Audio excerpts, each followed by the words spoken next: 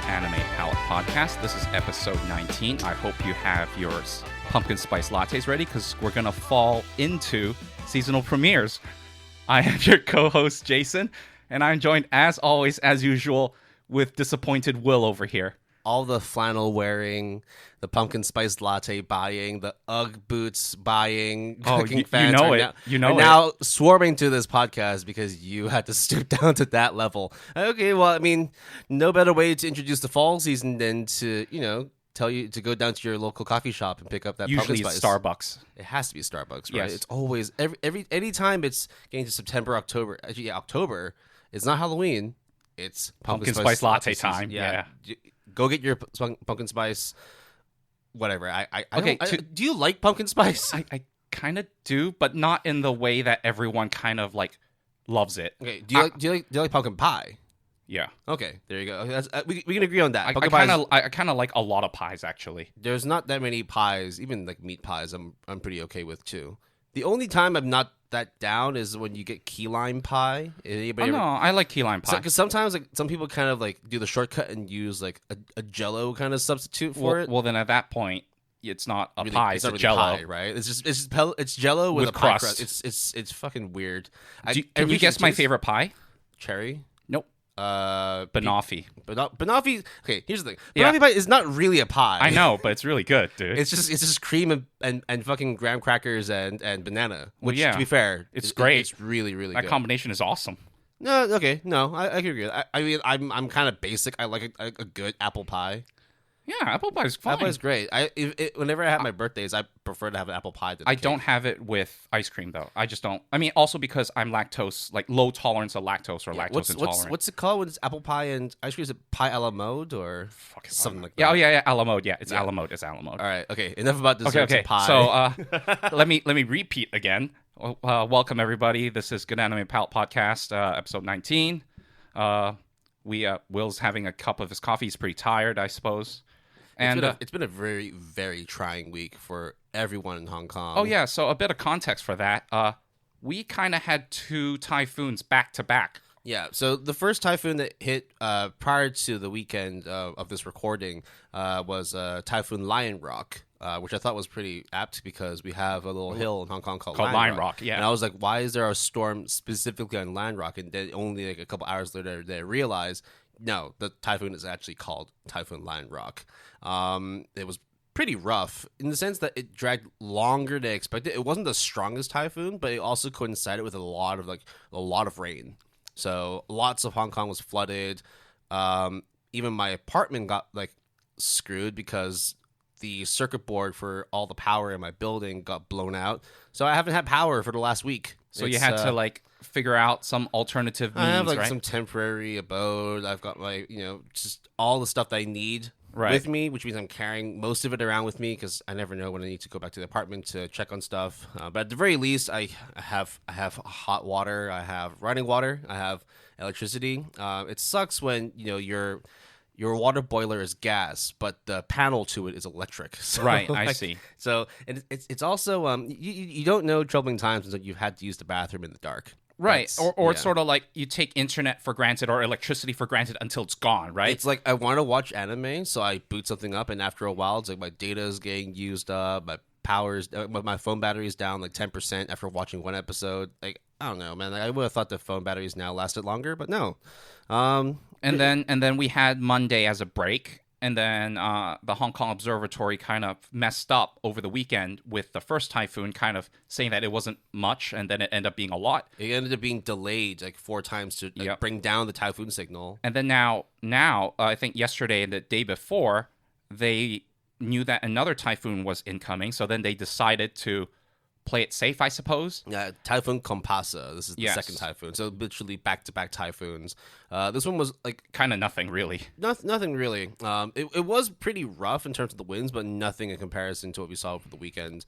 I think it only lasted around like 12 hours in total, and then it got brought down in the afternoon. But at that point, everyone was already off work. And today is a public holiday, so that's why we're recording. Yeah, so we're just trying to make the best of the situation. We're just trying to manage things, from acts of God with the terrible weather and also with other obligations we have in upcoming weekends. We're doing the best we can to make sure that we maintain a good release cycle for the Anime Palette podcast. All right. Make sure you guys get your daily, your bi-weekly dose of the GAP boys. Right. So we, as you might expect it with my terrible word pun in the beginning, we are doing fall seasonal premieres. Will and I have watched a lot. To be fair, I actually quite appreciate it. It was cringe, but it was also like primo stuff. I liked it. I think I'm just going to do that every time. I think that's how it is. So because of we watched like how many premieres? Like 15, 16? 15 or 16 at least. At least. So then we decided then to kind of have a break. And for me, at least, I would read a bunch of manga. So in our first section, what we've been watching or reading, we actually don't have much to say, which is good in a way because we can then go knee deep into fall seasonal 2021. Yeah, this is one of the first times when like the watching homework is actually not that substantial. Yeah, like a lot of the stuff we will be watching basically help to prepare us for future episodes, but for this specific episode, it was quite nice. It was easy to sort of manage your time. This is going to release that day. This is going to release that day. Yeah, I literally had like several days where I was just like, I'm just going to chill. It was like 3 episodes dropped for like one for 3 anime series that was airing the season, and then we both watched it like real time. Done. Yep. All right. So Will, you read something. Yeah, so as I mentioned earlier, it was really difficult to actually watch anime on my phone. Not that I couldn't do it, it's just sometimes like it would lag a bit when I'm using like Netflix or Crunchyroll. It was just not great at all because I didn't have consistent internet. I did have Wi-Fi where I was, but it wasn't the best. It just was just easier to just pull up an app I haven't used in a long time, Webtoon. Yeah, we talked about it in episode 4 with Crunchyroll because they did a partnerships, but we haven't mentioned anything since then. So, Will, what have you read on Webtoons? Yeah, so one of the live action shows that I actually have watched and finished on Netflix is Squid Game. Like every other person on the planet. You literally cannot turn on your phone or your laptop without seeing some Squid Game like post or someone talking about how a good Squid Game is. I actually have not seen it. Everyone I know have seen it except for me. It's good. I prefer I prefer Alice in Borderland, to be fair. I don't think like it's a bad show just based off what people are saying. It's just more like I just don't really watch a lot of live action stuff in general. That, and also it's like when the whole world won't shut the fuck up about it. Oh yeah, that too. Like that's why it took me so long to watch Demon Slayer. It took me forever to even bother like looking into Game of Thrones. And then now it's permeated into Western culture in a sense that like it was like Crazy Rich Asians. It was like, oh, Asian stuff is popular again. Well, this specifically now, it's Korean stuff specifically. That is correct. Which I appreciate. It was a good show. But the show that I wanted to talk about actually is a different Korean show called Sweet Home. So Sweet Home was a live adaptation of a manhwa on Webtoon of the same name, written by Karnbi Kim.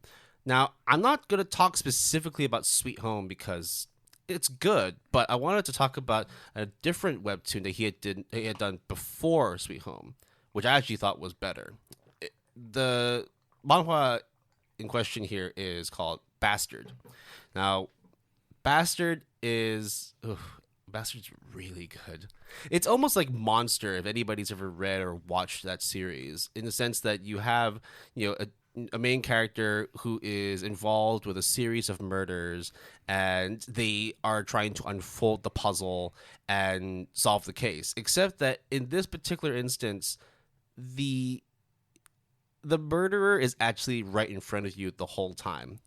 It's a good show. I mean, it's a really good manhwa, and the way it's written as well, right? Like if anybody's ever used the app, or maybe not so much, the way when you scroll down, up and down, right? So it plays out a little more episodic. So conventional manga reads like as you would read a book, but in Asian style. So it is reading from right to left, right? Yeah. Rather than left to right in Western books. Manhwa, webtoons, on the other hand, is specifically vertical. And it's very well tuned towards reading it on your phone because all you do is just scroll, and that's it. And then you just read the next chapter and scroll and scroll and scroll. So, to my knowledge, Bastard is finished, and it finished a long, long time ago. Yeah. It finished, I think, 5 or 6 years ago, because that was around the time when Carnby, the creator of Bastard, then moved on to creating Sweet Home. So when I was getting into webtoons for a while, Bastard was always kind of like considered one of their original classics, kind of like always there. So It's one of the most popular ones. Definitely. Like, even to this day, when you look at most popular, it's probably somewhere in the top 10, top 15. Yeah, for sure. Yeah. I mean, it's got other stuff there too, like Tower of God. It's got like... I mean, I got a lot of recommendations too, but yeah, it's a very good platform. And it was perfect too, because with limited internet, it was just easy just to load some stuff up on Webtoon. The interface is really nice. You do end up having to pay to read some of the latter chapters, but if you haven't bought any of their coins, they use coins as like credit for the platform. I think there's like a 40% discount on the first batch of coins. And there's also like events and kind of giveaways and things like that. So it's not an expensive platform if you know how to manage, because you get free episodes every day. Yes. So it's you can watch it at your own time. It's just one of those like pay as you read kind of things. Right. And if you want to read more, then go for it. And with the later, like the most latest like series that are on their front page, they're usually all free to read except for the latest 3 chapters. So technically, if you never pay, as long as you don't pay, you will just lag behind 3 episodes or 3 chapters, but you will get one every week for free. So it's up to you if you want to go further and pay or just wait every week. Yeah. So to go a bit more into Bastard, it follows the main character. His name is Jin-sun. So he's a meek, relatively weak, and kind of ostracized teenager. Doesn't have a lot of friends, if any friends actually. And he's got a very interesting, very sad relationship actually with his father. And these are not spoilers at all, because these are all done in the first like 1 to 3 episodes. They call episodes instead of chapters. Jin-sun's an accomplice in a murder. Essentially, he uses his trusty hammer. It's wrapped in a bandage, so it helps to soften the blow. If you were to hit by blunt force with an actual hammer, you would crack your skull and die. But because you've got layers of bandages wrapped up around, it helps to soften the blow. It's kind of like one of those things where people say where it's like, if you want to beat someone up, but not leave a trace. Don't finish that sentence. I know what you're going to say. Yeah, Google that. You'll figure it out later. No, don't Google that, please. Fine. Just don't do any of that. Bing it. Then turns out that he's essentially helping his father to commit a series of very terrible murders that have been tracked all over Korea, but no one seems to find out or figure out who is committing these murders and why. And it's also because of the fact that the father, Dong-soo Kim, Dong-soo Son, he is one of the richest men in Korea. It's almost chaebol status, where he runs like a large conglomerate, has lots of underlings around him, and because he has such a good media presence and good relationships with people, he ends up just being able to get by and not be suspected. But then things start kind of unraveling within Jin's mind, because he needs to sort of figure out, why am I doing this? Is this actually normal? And then he starts interacting with more people from his school, and then he starts figuring out maybe murdering people or helping someone murder people is not the right thing to do. And you spend like a whole 94, 95 episodes trying to essentially catch his father. Because it's different from, it's kind of like similar to Monster, because you kind of know who the quote-unquote monster is, and you're perpetually chasing and getting close, and then falling 5 steps behind. So cat and mouse mind games. Exactly. Okay. It's very, very good. It's available on Webtoon, as mentioned. Take your time reading it. You don't have to pay for coins to read it, or you really want to just binge it. I think it's like $6 for like 100 coins, which could be used to buy more and more chapters. It's a very good use of your time, especially if you have no internet. You have no internet and you only have your Wi-Fi data. I mean your phone data. Go ahead and just binge that shit. All right. So that is Bastard on the Webtoon app, and Will heavily endorses it. I heard lots of good things. I don't know when I'll get around to it, just like pretty much everything else. Yeah. Actually, I think Carnby, the creator, is because Sweet Home finished last year. He's starting to work on a new property called Shotgun Boy. So that's the next property that he's been working on. I haven't gotten around to reading that yet, but very likely if I get back to the Webtoon platform, we'll be reading that next. All right. So I actually read a manga series as well, and You were tooting the horn. You're saying Yeah. this is possibly the greatest manga series of all time. I wouldn't say. Yeah, I take that back a bit. I wouldn't say it's the greatest manga of all time. I would say it is one of the greatest mangas of all time. It's the greatest manga of all time. Yeah, Could be anything, right? It could be anything. This It's One Piece. This is no, it's not. Unfortunately, it's not One Piece. Will it is on Mal ranked 15. It has an anime adaptation, and it is Kaguya-sama: Love is War. I recommended this in our After Dark 1 in terms of series to watch, and it's really good. I thoroughly enjoyed the anime, so I was like, one of these days, I was like, hey, why don't I just read the manga? Actually, one of the news stories initiated that kind of thought in me, which we'll get into, and I have to say the manga is super good. Kind of reliving the anime moments. I thought it would be less funny because there's no voice, no expressions other than the images that you see and the words that are there, but it's actually pretty good. And it's really, really funny. It's really good. I mean, the manga's like higher rated than the anime, right? As most cases, usually like the source is the higher rated one, and then you have the other ones which are kind of close. I mean, it's ranked 15, dude.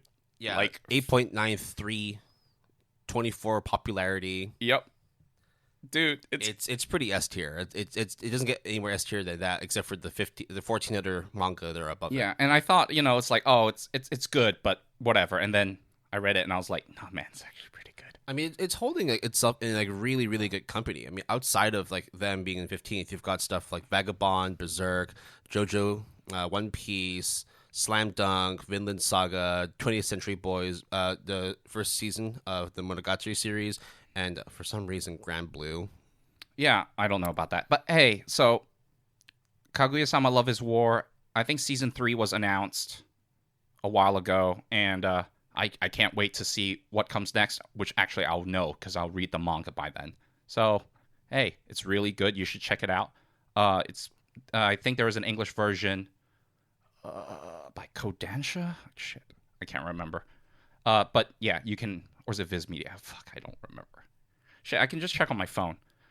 Okay, which goes into our first news story, which is Kaguya-sama is entering the last arc. So it's finishing up.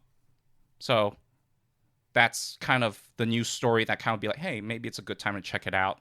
The anime third season is probably going to come out sometime next year, or actually probably next year. No date's been confirmed. No date's been confirmed, but that's a guess. So that's the quick news story about Kaguya-sama: Love is War. It's been running for like over 6 years, which is it's a pretty good it's run. Like 2015, I think. 6 years, and you got yourself into like the top 15 on my anime list.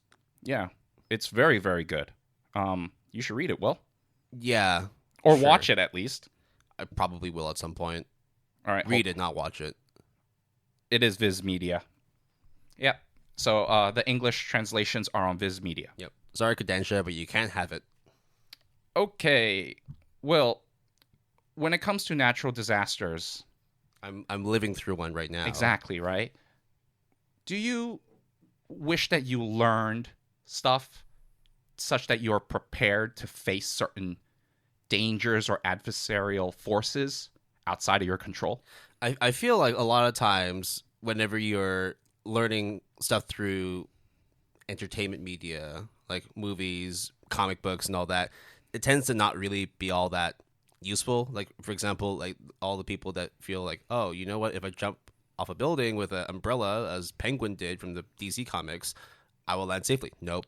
A lot of people get hurt, or even worse. So I tend to not take knowledge from those kinds of quote-unquote informative sources. But I mean, did someone learn something from, I don't know, from a manga or from an anime? So, Will, do you like firefighters? I thought for a minute you were saying, do I like fire? I'm like, do you like firefighters? No. Do you like Fire Force? I have not watched a single. Actually, no. I did watch a little bit of it because they have previews on Mal, but like, I know it's David Productions, but I didn't really care to check it out. Okay, well, I think you've watched it though. Yeah, right? I did. I thought it was okay. However, an 18-year-old Japanese boy was honored by the Kagoshima City Central Fire Department on September 29th after he reported and helped limit the spread of a house fire. The teen, who I will name, Olga Kawazu, has been credited for his calm composure and quick thinking thanks to anime. He didn't name drop Fire Force, but if you work your way backwards, that kind of is the only one. And I think there is like an ecchi one with firefighters, but I think that it has to be Fire Force. I mean, 18-year-old shonen, it's got to be Fire Force. Yeah, and also shout out to Kagoshima. Kagoshima is a really wonderful city in the south of Kyushu. If travel is normal, if you're already in Japan, go check that place out. So this dude just used his knowledge of fire from Fire Force, apparently, or whatever this anime in question is, and used it to save people's lives.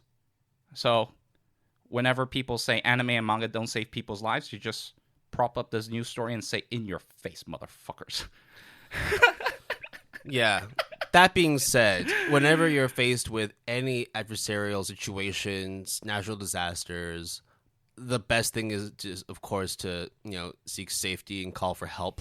Don't always go for the hero route and try and save lives. I mean, I think, but if the situation calls for it, I think in situations like this is kind of the anomaly, right? There's going to be plenty, like 99% of situations where it wouldn't pan out, or you shouldn't go out and be the hero, even if you do know what to do, because you don't have the physical capabilities to do that maneuver or whatever, right? Yeah. So that, and also it's like if someone was to see like a fire, you like the first thought sometimes would be like, oh, throw water on it, but it could be like a gas fire, it could be an electric fire. So whenever you are faced with these kind of situations, it does mean that you need to be quick on your feet, and sometimes when you think you're doing the right thing, it turns out to actually exacerbate the situation. Do not throw water on an electric fire or a gas fire. But it seems that going to our next news story, Wit Studio is throwing money away because they reported a loss of 501 million yen, which is around 4.5 million US dollars during the last fiscal year, which is, to be fair, it's not huge money for a large studio. Like if we break that down, it's about 4.5 million US, which, okay, it's still money. It's still a lot of money, but I think we need to sort of do a deeper dive into what led to these losses. I mean, it's kind of hard because they are not going to tell you, and no, everyone is going to speculate. But what I can tell you is that Wit Studio is currently working on these following projects, which is The Girl on the Other Side, which is a Kickstarter, and then it got funded like several times over, including us kickstarting it. There's Grimm, which is that Netflix show about the Grimm fairy tales with collaboration with Clamp that is coming soon at some time. A series called Moonrise, which I don't really know too much about. Vampire in the Garden, which I think is that Crunchyroll exclusive. And then this season they have something called Osama Ranking, also known as King Ranking. So I don't know about Moonrise because I didn't check it out, but I saw some images of all the others, or trailers, and they're kind of not very, how do I say this, Will? Like mainstream entertainment. I think they are very gorgeous, for sure, especially Girl on the Other Side. But I wouldn't say Girl on the Other Side, even though it is an exceptional manga, is very accessible to the average manga reader in this case. Yeah. Well, to be fair, it wasn't like they weren't doing anything like not substantial. I mean, like prior to this news break and also what happened with her, they moved Attack on Titan to Mappa. They also had worked on Vinland Saga, yeah, which is huge. They also worked on Vivi, yes, right? And Great Pretender, yep, right. So 3 really popular shows, but and then you follow that up with 5 others that probably don't seem all that stellar in their portfolio. Who knows? Most of the time, whenever it comes to like animation works, it's not like they're going to be profitable right from the get-go, but you ideally want to be working on some big name stuff that like keeps your portfolio rich. Whereas, it's kind of hard when it comes to deciding on what projects to do, because at least from Will and I are not professionals or like studio execs, but the way that I would like to think about it is you would like to have a good mixture of popular shows that cater to what, quote unquote, the masses, and then have certain critically acclaimed shows that cater to people that will give you accolades and awards, and kind of have the best of both worlds. Now, there are certain shows that both of these things are combined, in which case, then good for you. You found Demon Slayer. But, hey, or you found Violet Evergarden. But not everyone can find it. Or you're a Mappa and you're basically doing everything under the sun. Yeah, I think that's pretty much it, right? With Mappa now doing, like, they did Ida 10, they did Remain, they're about to be doing Chainsaw Man. And that is a very good segue, Will, because Chainsaw Man, the manga, has won the Best Manga Award at the Harvey Awards. Yes. Very, very good. So, about that. Very, very good news. A bit of context: the Harvey Awards is essentially the Academy Awards for comics in the West. It's a big deal, basically, to win a Harvey Award, because that's I don't really know much. Is Eisner? That's the other one. The point is, Eisner. Yeah. Eisner. Yeah, the Harvey Awards is a very prestigious award in the median of comics and manga, and Chainsaw Man won it. So if there is another thing to add to the hype train that is Chainsaw Man, here it is. So if it can't be anticipated highly enough by both of us, Will and I, here's another indication that you should be anticipating it too.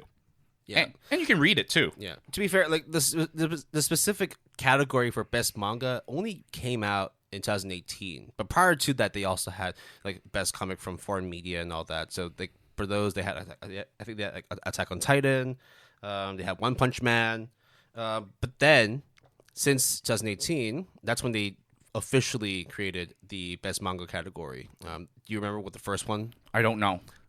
My Lesbian Experience.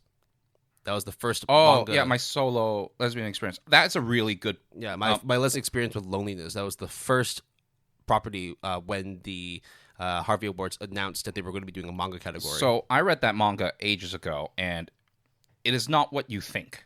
Even though the title is exactly what it's not a very long manga series. No, no, it's only one volume, but it's really hardcore in terms of like mental anguish, mental like overcoming certain things, and is actually a very powerful and touching story.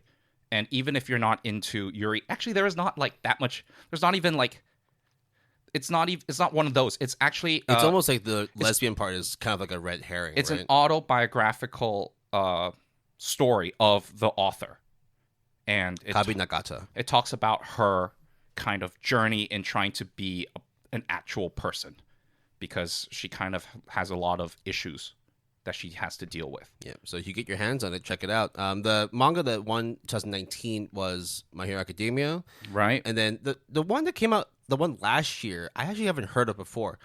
Witch Atelier? Yeah, I have it. Have you read it? It's really good. Is it? Okay, well, those are the three that won preceding this year's.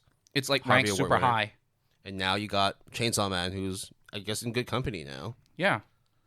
So there you go. If you haven't read Chainsaw Man yet, what the fuck are you doing? Well, not everybody likes to read manga, Will. No, but this is one exception. It's just one of those things where it's like you have to have read. I don't know, man.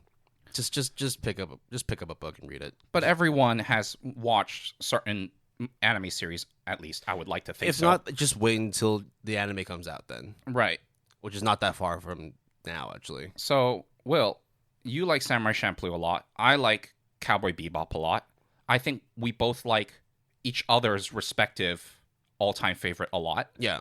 But I am a more Cowboy Bebop, and you are more Champloo. Which that's just the way it is. So, there was a live-action movie, I think, announced by... Is it a movie or a TV series? Series. Announced by Netflix. There was a photo showing Spike and the crew, which I thought was okay. But something cool came up from that, which is the original Cowboy Bebop cast will reprise their roles for the Japanese dub of the live-action series. And they also announced that Cowboy Bebop, the original anime series, will be coming to Netflix worldwide on October 21st. So, I think that, like, the Japanese dub thing was a pretty cool gesture. I mean, it's a no-brainer, but it's still pretty cool that they managed to get everyone. So that's cool. And the fact that we can watch Cowboy Bebop pretty soon, actually, is great. Yeah, I mean, like, both bits of news are really good in helping to further the name Cowboy Bebop, as if it wasn't already a big property, right? To be able to get, like, the original Spike, the original Faye Valentine, getting everyone to do the original dub, the Japanese dub for the live action, and then at the same time, broadcast the original series on Netflix in about a week, at least a week from when we release this episode, or maybe be the same week. Same week. It's just good. It's just good news. Yeah, the corgi though is very important though. It's the most important thing in that photo. Yeah. Yeah. And then we'll have to end on some unfortunate news. Oh, this is terrible. This is so sad. No, it's not. To all the anime fans out there, the cultured anime fans out there. This is for the culture, okay? So, World's End Harem is an anime that is supposed to premiere this season. Will and I were supposed to watch it in the confines of our own homes, and it is based on the manga of the same name. I will just tell you what's it about, which is it sets in an alternate future where, surprise, surprise, there is, what's the virus called, Will? I want you to say it. It's the man-killing virus. And then what does it do, Will? I think it's a virus that kills men. Yeah, exactly, which is really? Did I get it right? Yes, which is what happens. And then there are only very few men left, and the main character is got awoken from cryogenic sleep, which is like, what the fuck? Okay. And then get thrusted into this world where basically there's no men and all women, and he is tasked with having to repopulate and save the earth. No, save human society, basically. But the dude is like, nah, fuck that. I'm trying to look for my long-lost girlfriend and have sex with her first, or whatever. And then so starts the journey, and then there's like this like woman who is like his handler, I guess, and she says, yeah, okay, I'll give you 1 month to find her. If not, then you need to, repopulate the earth.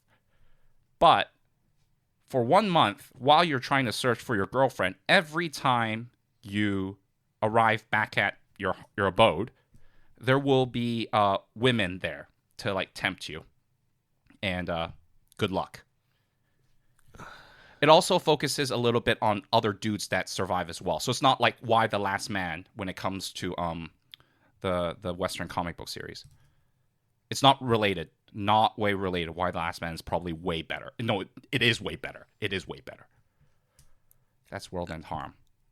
But it's a sad day. But the reason why Will is weeping in the corner is because it has been delayed till January, episode 2 and beyond. But Will and I couldn't find episode 1, so I'm just going to assume they just took the whole thing down. They just took the whole thing down. So this is basically an interspecies reviewer situation. So that's what every single person, including Will and I, have postulated, which is the reason why this was delayed is because it probably was too spicy for viewing, and they're worried that there would be licensing issues and things being taken down, lawsuits maybe or whatever, and it's just not worth it in that sense, I guess. Yeah. So if it got to the point where they're not able to broadcast it on TV or any like streaming services, they would have to go like direct to Blu-ray, and a lot of their revenue is then gone. Yeah, it's of course physical media helps to boost that revenue, but it's not likely that people are going to be like buying Blu-rays all that often. But the thing is, with this bit of news, it might actually pump up sales. Right. I mean, we saw what happened with Redo of Healer. Exactly. Or usually what happens is you watch the anime during its broadcast time, and then you're like, oh, I should own the Blu-ray. But in this case, you can't. But it may not be a bad thing. We'll have to see how it goes. And it's still technically delayed till only January. So it's only just next anime season. Yeah. I don't think that... So I think last month, I think in September, they actually streamed it live on YouTube for like 2 days, and then afterwards it got taken down. Is that why like on Mal they have people who have watched it? Exactly. I think it was like September 25th to 26th. It was live on their YouTube channel for like 24 hours, and then that's the last we heard of it. Kind of like the Sunny Boy. Yeah, exactly, thing. like that. So who knows? Yeah, maybe they're using the next 3 months to sort of clean it up so it's more ecchi and less hentai. Okay, to be fair, I read the first volume. That's why I know all this stuff. It is not hentai, but it gets to the point where it's almost. Okay, so let's have this discussion, which is we actually did have this discussion. I think, and this is my personal opinion, that World's End Harem tries to have the best of both worlds, as in we want for it to be allowed into the mainstream audience, so we have to have some sort of etchiness stuff, but we cannot go straight to hentai because we cannot show sexual intercourse or human genitalia. So, So here's the thing, right? So does it have like a really like substantial plot? Does it have? Nope. Okay, so it's oh, not. okay, wait. There's plot in quotes, But it's not like interspecies reviewer kind of plot where there's like an actual shtick where people go back to it, right? So with interspecies reviewer, as the name implies, they review people of varying species. At least there's like a hook. But with the plot, a good comedic hook as well. Yeah, as well. And then, but World's End Harem is kind of just trash. I mean, everyone knows it. You know it. I know it. And based on the plot synopsis, if you've never heard of it, you hear the plot synopsis, you're like, oh, dude, it's just trash. And it is. But they don't want to be trashy enough so that it is 18 plus like a hentai. But they want it to be trashy enough that people will who are into that kind of like softcore stuff, basically, right? It's basically softcore, right?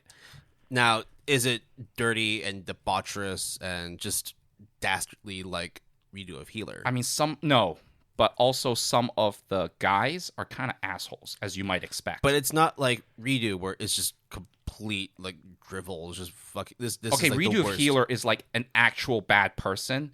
World's End Harem is just a person that just doesn't know what he or she wants. So that basically like runs off of what you said earlier, where it's like it's in the middle. It's Yeah. not this nor that. But I think that if they were to commit one way or the other, they would have been a more successful IP. Again, I'm not sure, but that's my opinion. Trying to be a little bit more wholesome, I guess. There is no wholesomeness in World's End Harem. But I mean, at the same time, it's also like it's not completely delinquent like Redo of Healer. It's not like funny, etchy, like interspecies. It's just kind of its own thing.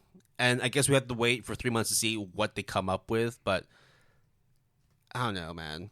I think like it's going to be at that point where you generate enough attention through its delay that you get people interested enough to buy the Blu-rays. But based on what you described so far, I just don't really see. Why would you buy the Blu-rays on like a whim, right? With streaming or with broadcast, you have like a quote-unquote safe option of viewing it and then deciding to buy the Blu-ray rather than committing it. And technically, they're just delaying it till January. Who knows? Maybe people who are the fans of the manga would probably buy the Blu-ray. I don't know. I mean, again, like I do see your point where you do at least want to sample what you before you buy.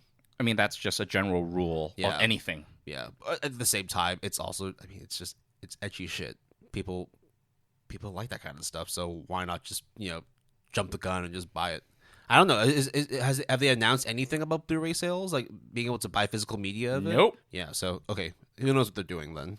So that is the end of our news section. That actually went longer than I thought, but hey, we're trying to generate some wholesome discussion about a guy whose fellow brethren have been killed off by a man-killing virus and now has to repopulate the Earth. No. It's wholesome because there is an 18-year-old person that watched a firefighter anime and saved people's lives. It'd be really funny if it was the hentai one and not this one. No, I don't even want to go there, bro. Hey, it was a undisclosed anime series. We don't know what it is, right? GAP listeners, you go find that out and get back to me when you can get some sort of confirmation. I think it would be for more wholesome content if we found out that someone learned something from hentai to actually save the world. That also would be a really wonderful light novel title. I was thinking the exact same thing. Oh my god. Okay. All right. Okay. We're gonna leave it off of there. Okay. So after the break, we're gonna go straight into fall seasonal premieres, and that's about it. Catch you on the flip side. Bye.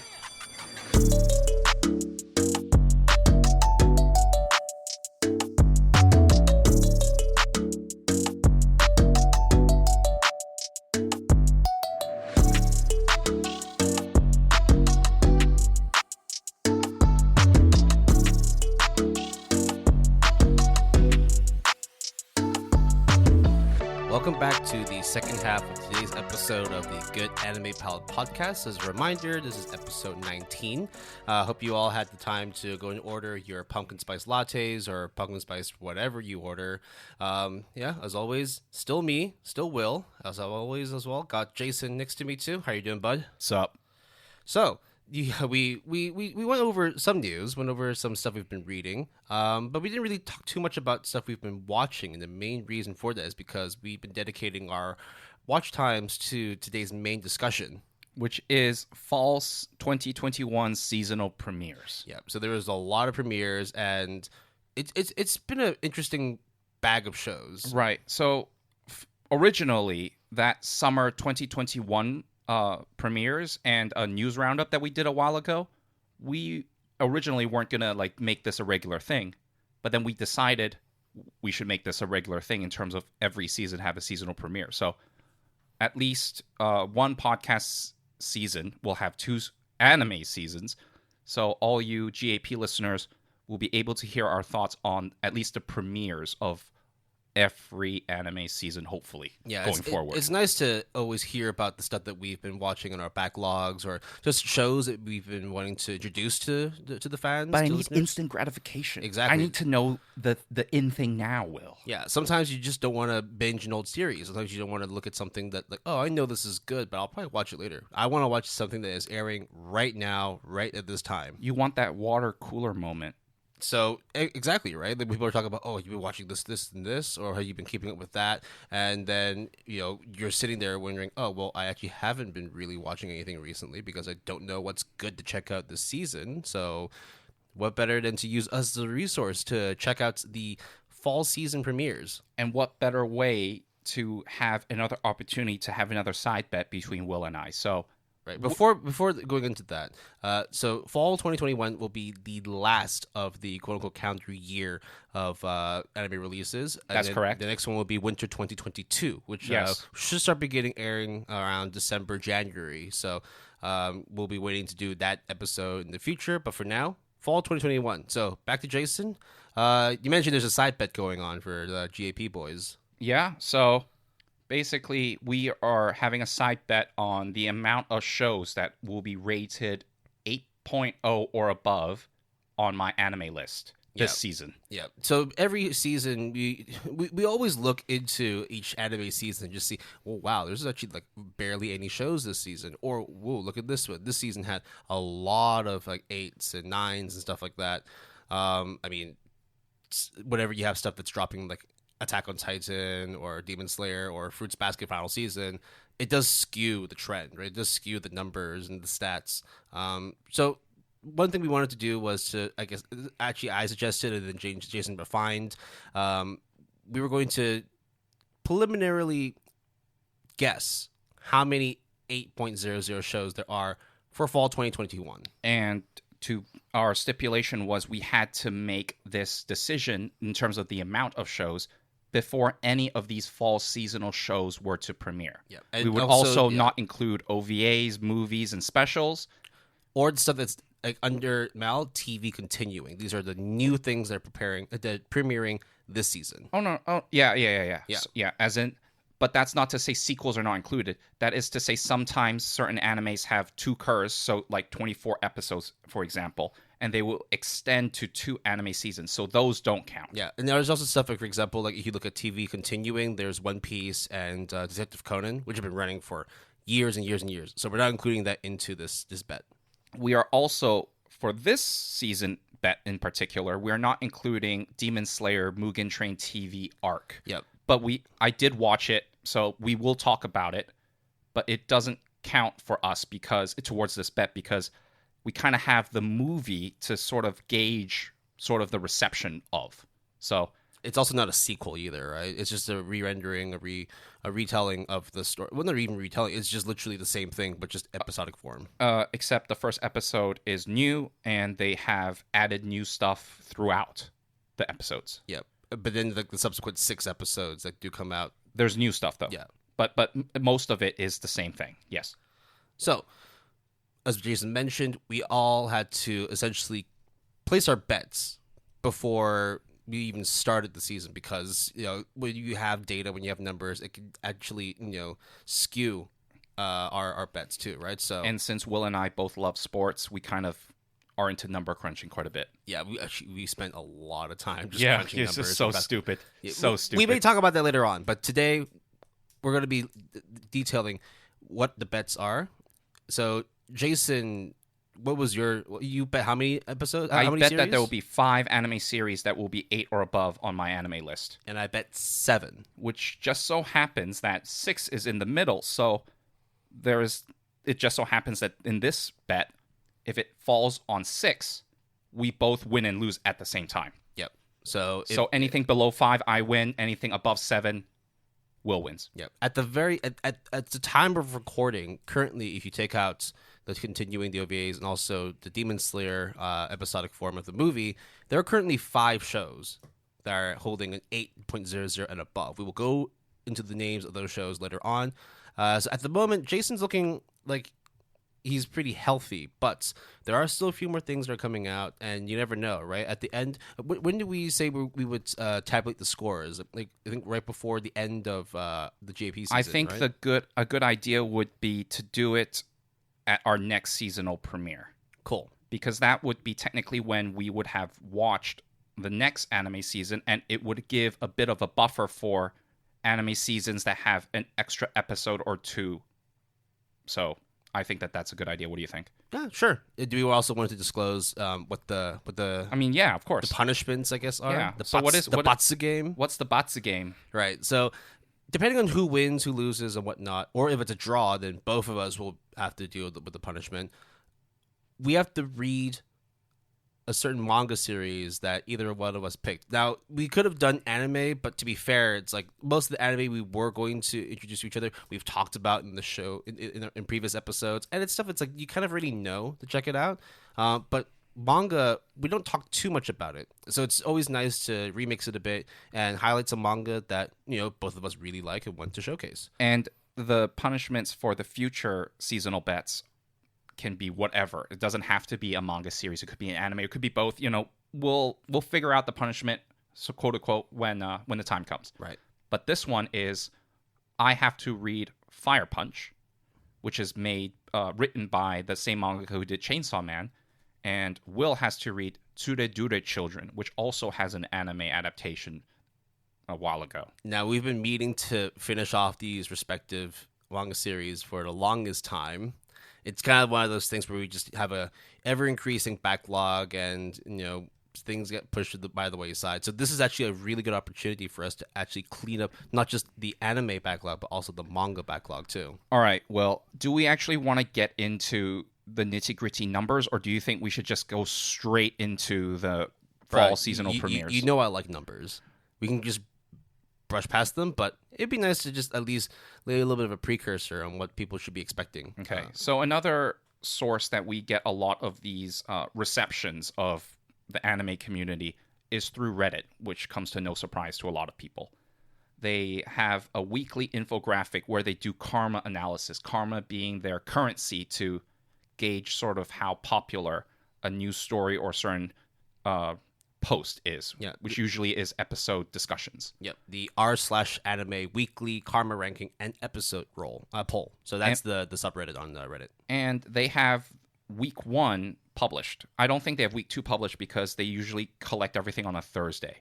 But it's interesting because animes like Blue Period, which after the week 1 has premiered on Netflix, they are not included in this infographic.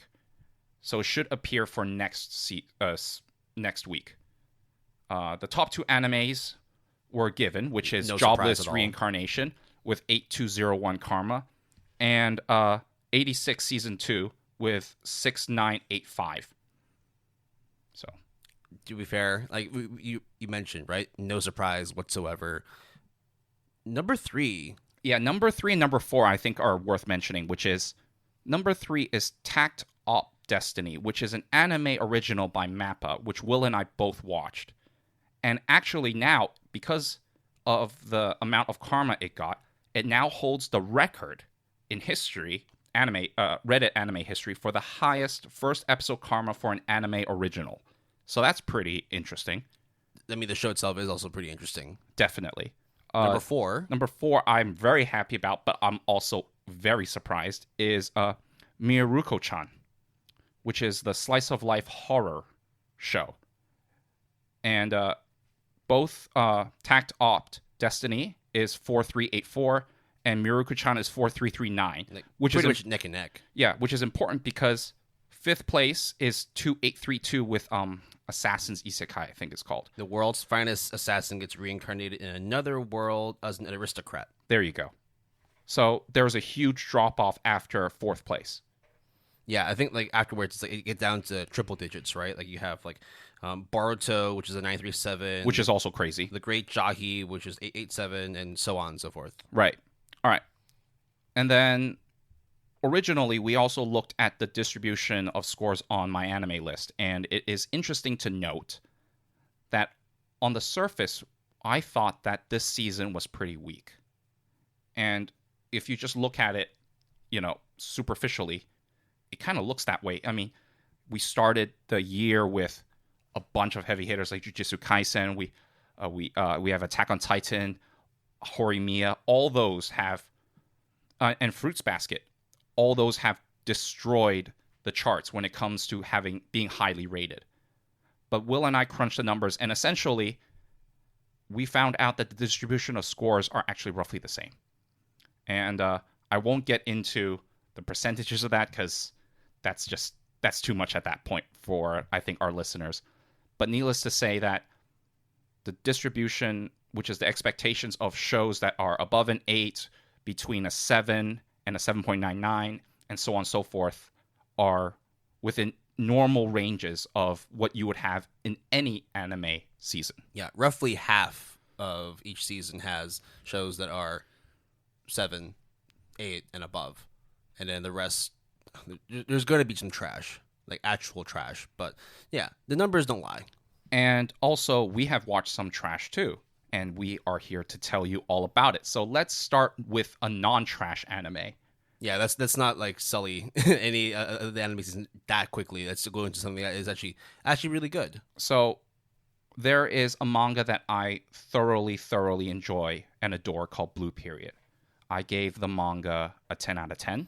It's getting some serious endorsements on my anime list as well, because I think concurrently it's running a competition on my anime list. Yeah, and on my anime list, it is ranked 46, and popularity is 172 for the manga. So that just tells you that this manga is really good already.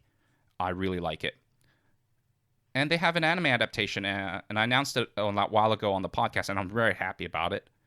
So the English manga adaptation was done by Kodansha Comics, and is produced by Studio 7 Arcs. Now, it is currently tied in kind of Netflix jail.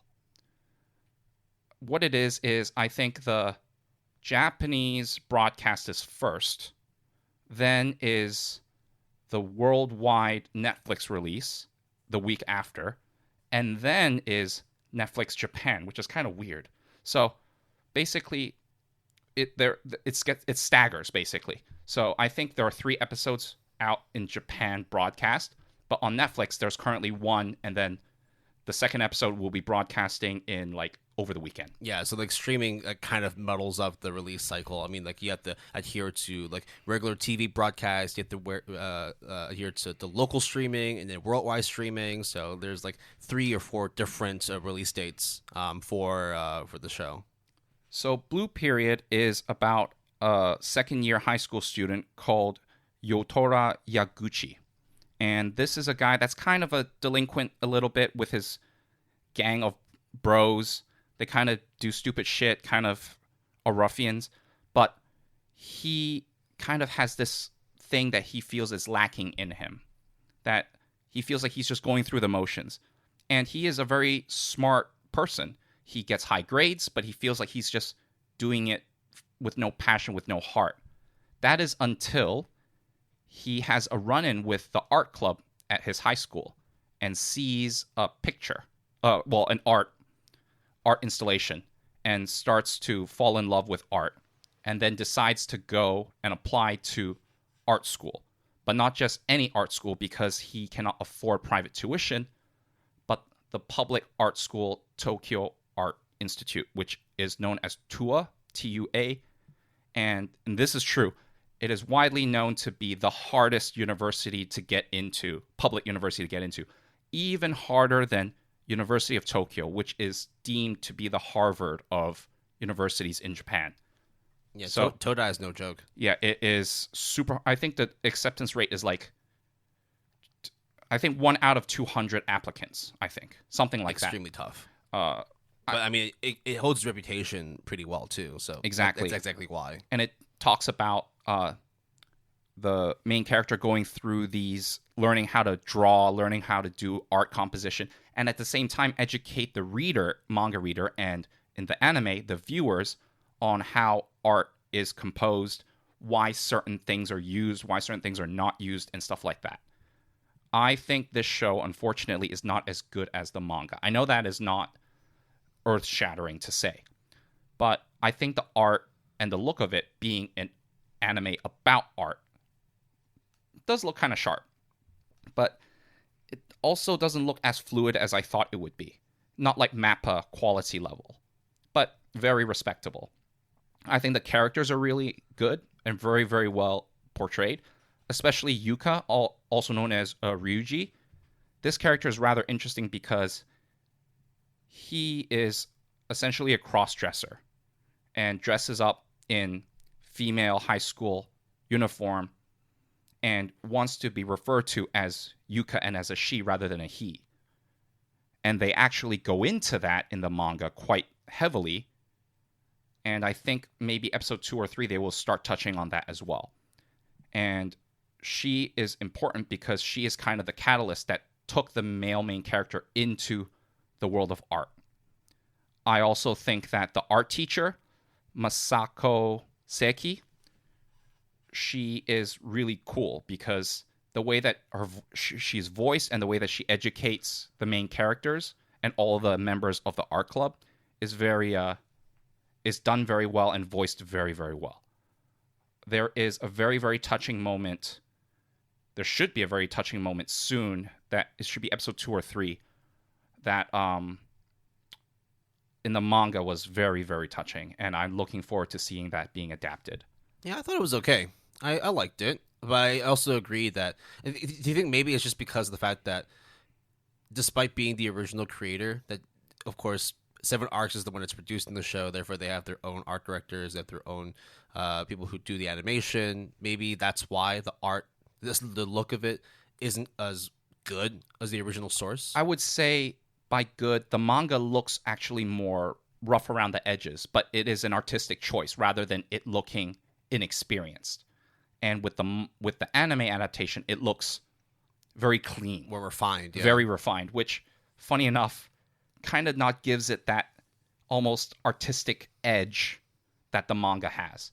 Now, of course, I heavily endorse the manga. You should read it, but if you don't, the anime is pretty good too.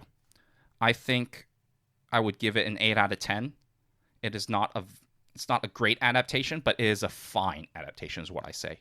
It could be worse, I guess. So, yeah, that is my opinion on Blue Period. Will, what is your take on Blue Period? I haven't read the manga.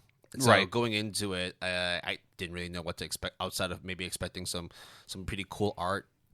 Maybe just, a journey of exploration and learning more about oneself through this artistic medium. I mean, it opens up with, the main character and his buddies watching a soccer game. I was just like, is this, am I watching the right thing? Is this supposed to be Blue Lock and not Blue Period? Yeah, and then they have ramen and then they puke on the streets like 3 a.m. in the morning. But that really accentuates the delinquency of him. And he has a friends. reputation for being a delinquent, a smart delinquent, but an accomplished one. But yeah. So I think Blue Period is worth checking out nonetheless. You should definitely, though, check out the manga if you want to. All right, well, what you got next? So, unfortunately, the show that I want to talk about next is not a great show. I came into this thinking that, you know, based on the name, it could be pretty cool. It was very obscure. The preview was interesting. I mean, it didn't show all that much, but it left a lot to imagination. And I was hoping that when watching it, it would be a pretty nifty, maybe sort of art housey kind of show. Now it turned out to be very bland and occasionally badly animated. I'm talking, of course, about Deep Insanity: The Lost Child. Oh, okay. Yeah, That is an anime original.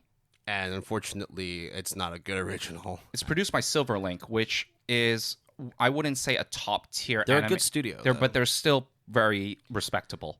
couldn't see that kind of work though through this series because the 3D, man.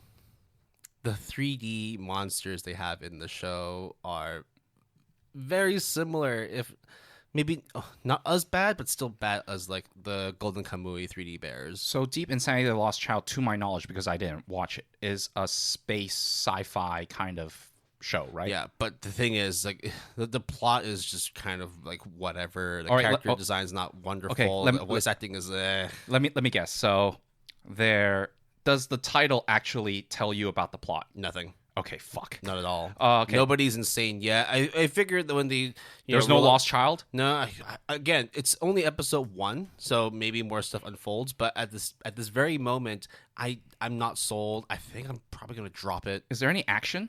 There is action actually, but the action it's not very well done. It's not captivating. It's again because they're fighting against these terribly animated 3D monsters. I just couldn't bear to watch it. You know, I have my thoughts on 3D. I don't think it's, you know, that bad, but then, you know, anime adaptations, some do it really well, some do it like, okay. I mean, it's like, you have Orange, you have Polygon Pictures, and I quite like the Polygon stuff. This is not that though. This is, oh man, I still can't get over the fact how badly done the monsters were. It just felt so jarring to watch that on screen. All right, so that is a heavily endorsed series of the opposite variety by Will, which is Deep Insanity: The Lost Child. You're welcome to check it out and tell us that we're wrong, but I don't think Will is wrong on this one because it actually is not ranked very high on my anime list. The next show, though, is rather interesting, and Will and I both have watched it, is Hike Monogatari, also known as Hike's Story. We reported on it I think several episodes ago in a news story. And this show is based on a novel and produced by Science Saru and directed by Naoko Yamada of KyoAni fame. We referred to her on the Good Anime Pal podcast as the KyoAni Queen because she directs pretty much all the very well-known KyoAni stuff, which is surprising because she is chilling with Science Saru at the moment and producing Hike Monogatari. Will, how many episodes have you watched of it? I'm pretty up to date with it. I think I watched up to episode 2 or 3. I forgot which one. So Hike Monogatari is it's definitely very ambitious. You know, it's essentially a period drama set in like the 13th or 14th century of Japan. So, you know, whenever we talk about old like Japanese folklore, most of the stuff we talk about is more like Edo period kind of stuff. Yeah, exactly. So like this one be even further back than that. A lot of things we don't necessarily understand, and the show does try to make an effort to explain those stories, explain those tales, but you know, with the limited amount of episodes that have come out so far, it's still kind of hard to really grasp the full story. But if you look outside of the story, it's a very, very beautiful looking anime. Yes, it is. Extremely beautiful.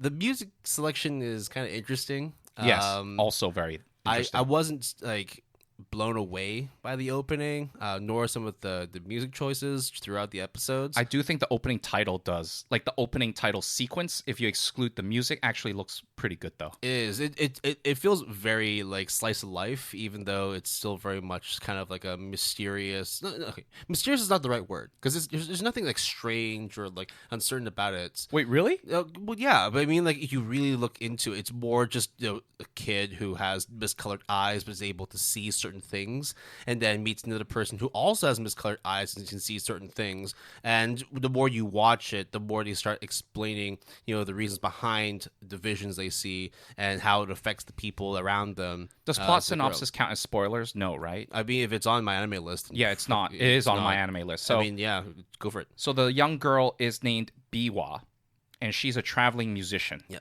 So biwa is actually the name of a stringed instrument that's kind of like a shamisen. Yeah, it's still plucked with the paddle, but it's more round, like a lyre, as opposed to like a little box shape. And she's blind, but she's also gifted with one eye to see the future. So hence the discolored eyes. Then she meets, what's his name? Tara no Shigemori, which is kind of like a not a lord, but like below serves a certain lord. He's royalty essentially. Yes, still. And he belongs to a very powerful family, and his ability, so to speak, is that he can see dead people with his eyes. And it's about this guy is like, oh, I meet this girl who has this ability. I kind of have like a weird ability. You have nowhere to go. Why don't I adopt you? And it's essentially about Biwa's kind of knowledge into and thrusted into this hierarchy of like honor, lords, political maneuvers, getting married and betrothed in order to appease certain people. You dishonored people, so then you get punished. It's very, very akin to those Asian like palace dramas, that has multiple wives, and then the wives fight with one another, and then there's maids and love affairs and all that. But I don't think that this anime is going to be very receptive towards Western audiences. It's still very foreign for them because, I mean, as we mentioned, right, it's a period drama from a very, very, very long time ago. Stuff that most of us are not going to be familiar with. I think even if you were from Japan and you knew the culture, it's still kind of, out there. You still really need to know your shit in terms of the history. And the fact that like a lot of the stuff is tied to like prophetic visions and future hindsight and all that, there's still a lot of things that need to sort of uncover and explain as the episodes go. Like it gets a little more clear, but at the same time, like you said, it's not going to be very straightforward for most people when they watch it. So Will kind of mentioned that it's kind of slice of life, which is rather accurate. But on the other hand, there is this character drama. I think one of the episodes that I watched, either the second or the third, talks about the daughter of the male main character who adopted Biwa. And kind of, is it her daughter or sister? Sister. Mm-hmm. Is it sister or daughter? Sister. Sister. And kind of her struggle and Biwa's struggle in trying to figure out what's happening and dealing with her inner demons and fate and love and familial bonds and everything. It's like one of those things too where it's like she has like prophecy seeing eyes, but you also like know what happens when you try and mess with the future. You have no idea how things spiral down, and either things could be exacerbated or you might be able to save someone based on what you've seen and then take action. But right, it's just there's a whole lot of obscurity at the moment with the way that she sees the world, and the theme of some being special is not, or having these special abilities is not all rosy, and that for every good thing that can happen, there is an equally bad thing that can happen, and sometimes those bad things happen to people that you love, and the good things happen to people that you don't love. And I know like we're kind of being very cryptic, but that is kind of the show. I have to say though, Yamada is just, she is like a genius when it comes to directing and visuals, because it looks gorgeous, and I will say 100% that the look is amazing. The Science Saru kind of characterizations of the character design is very faithful, because if you watch or watch other Science Saru stuff, you'll be right at home. There are layers and layers and layers of meaning and symbolic metaphors and all that stuff. So we'll have to see how that goes. Also, the VA list, the voice actors and actresses are all like super super famous, and also the people who did the music and just the sounds in general, right? Not just the theme song, but also like the sound directing. Like it's very Saru. Exactly. So like, when you have that consistent kind of core team, but introducing new directors and new people to come in just to refresh things, it's pretty much like Onion Choi's bread and butter. Right. So, in summary, for me, I think it's a very slow show, but it's also like a hidden gem that could potentially be very, very good. I think it's also a very niche show, so we'll see how the story pans out. I would give it like a 7.5 to 8 out of 10, and I would probably watch it and every week and see how it goes. Yeah, it could be a 7, it could be an 8. I mean, like I have my Science Saru biases, I have my Onion Choice biases, but you know, like, I still got to be impartial about this. So we have to watch more of the episodes to see where the final rating will lie. Right. Our next anime series is a series that I watched called Isekai Shokudo number 2, known as Restaurant to Another World Season 2. It is based on the light novel of the same name. It's produced by OLM. And Season 1 premiered in the summer of 2017. I finished it a long while ago while it was airing and gave it a 7 out of 10. So, Restaurant to Another World, in order for me to explain what the show is, I have to also explain another term called the Iyashike genre. The Iyashike genre is very, very specific to Japanese anime, usually to anime and manga.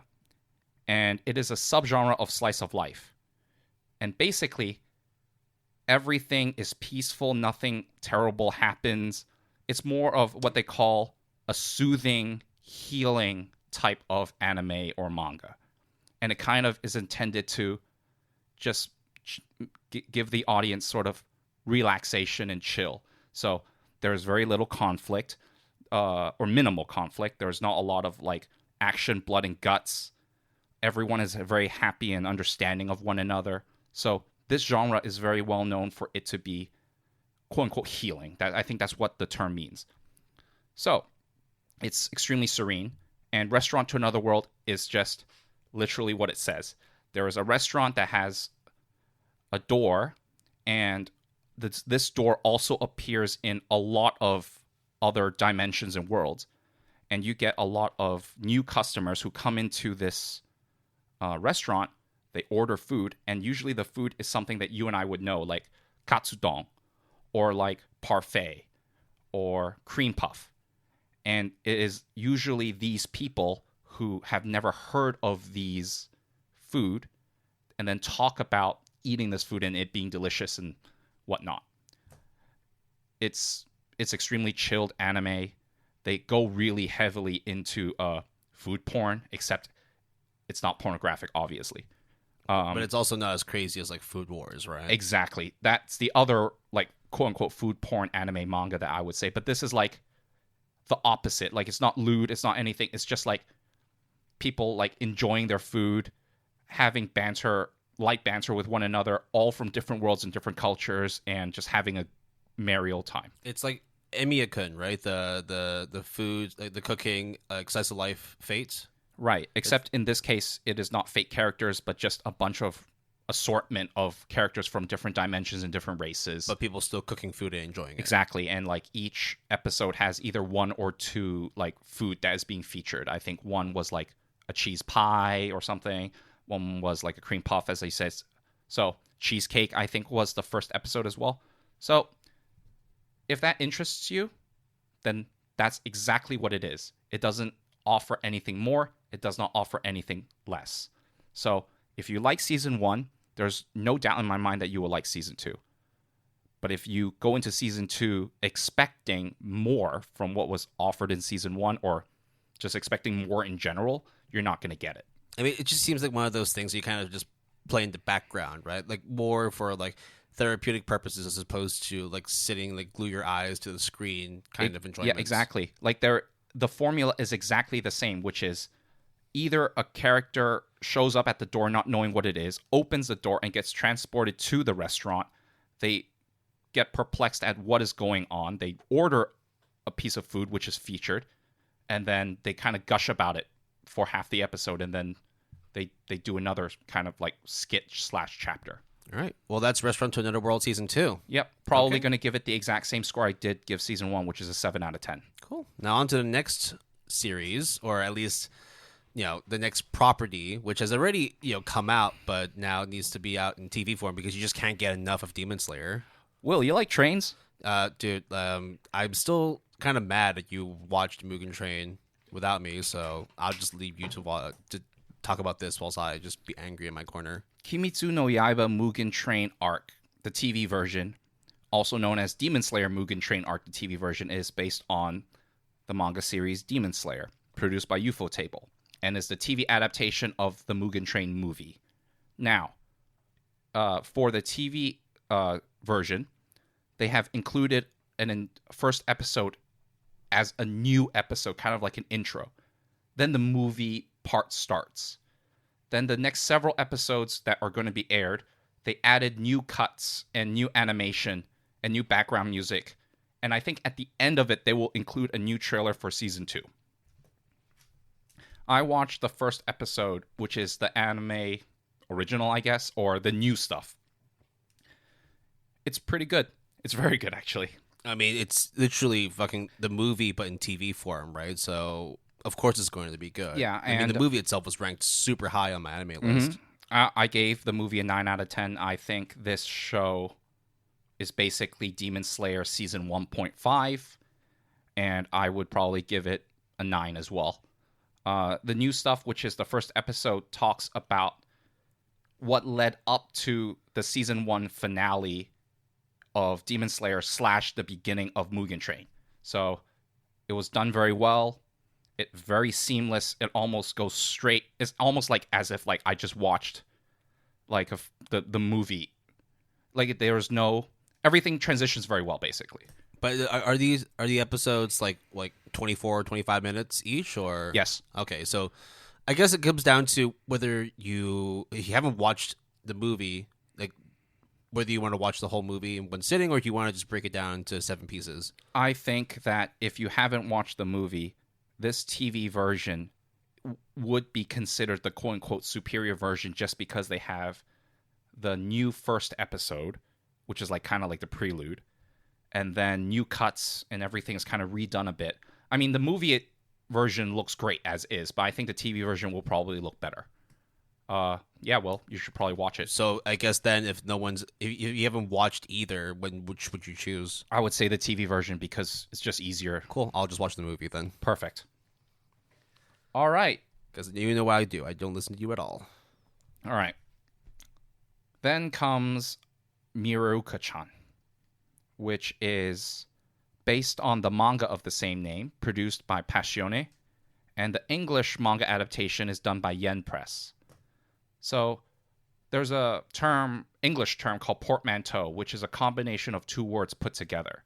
Miruko-chan is kind of a weird name, but it is a combination of Miko, which is the name of the heroine, and the verb mieru, which means to see.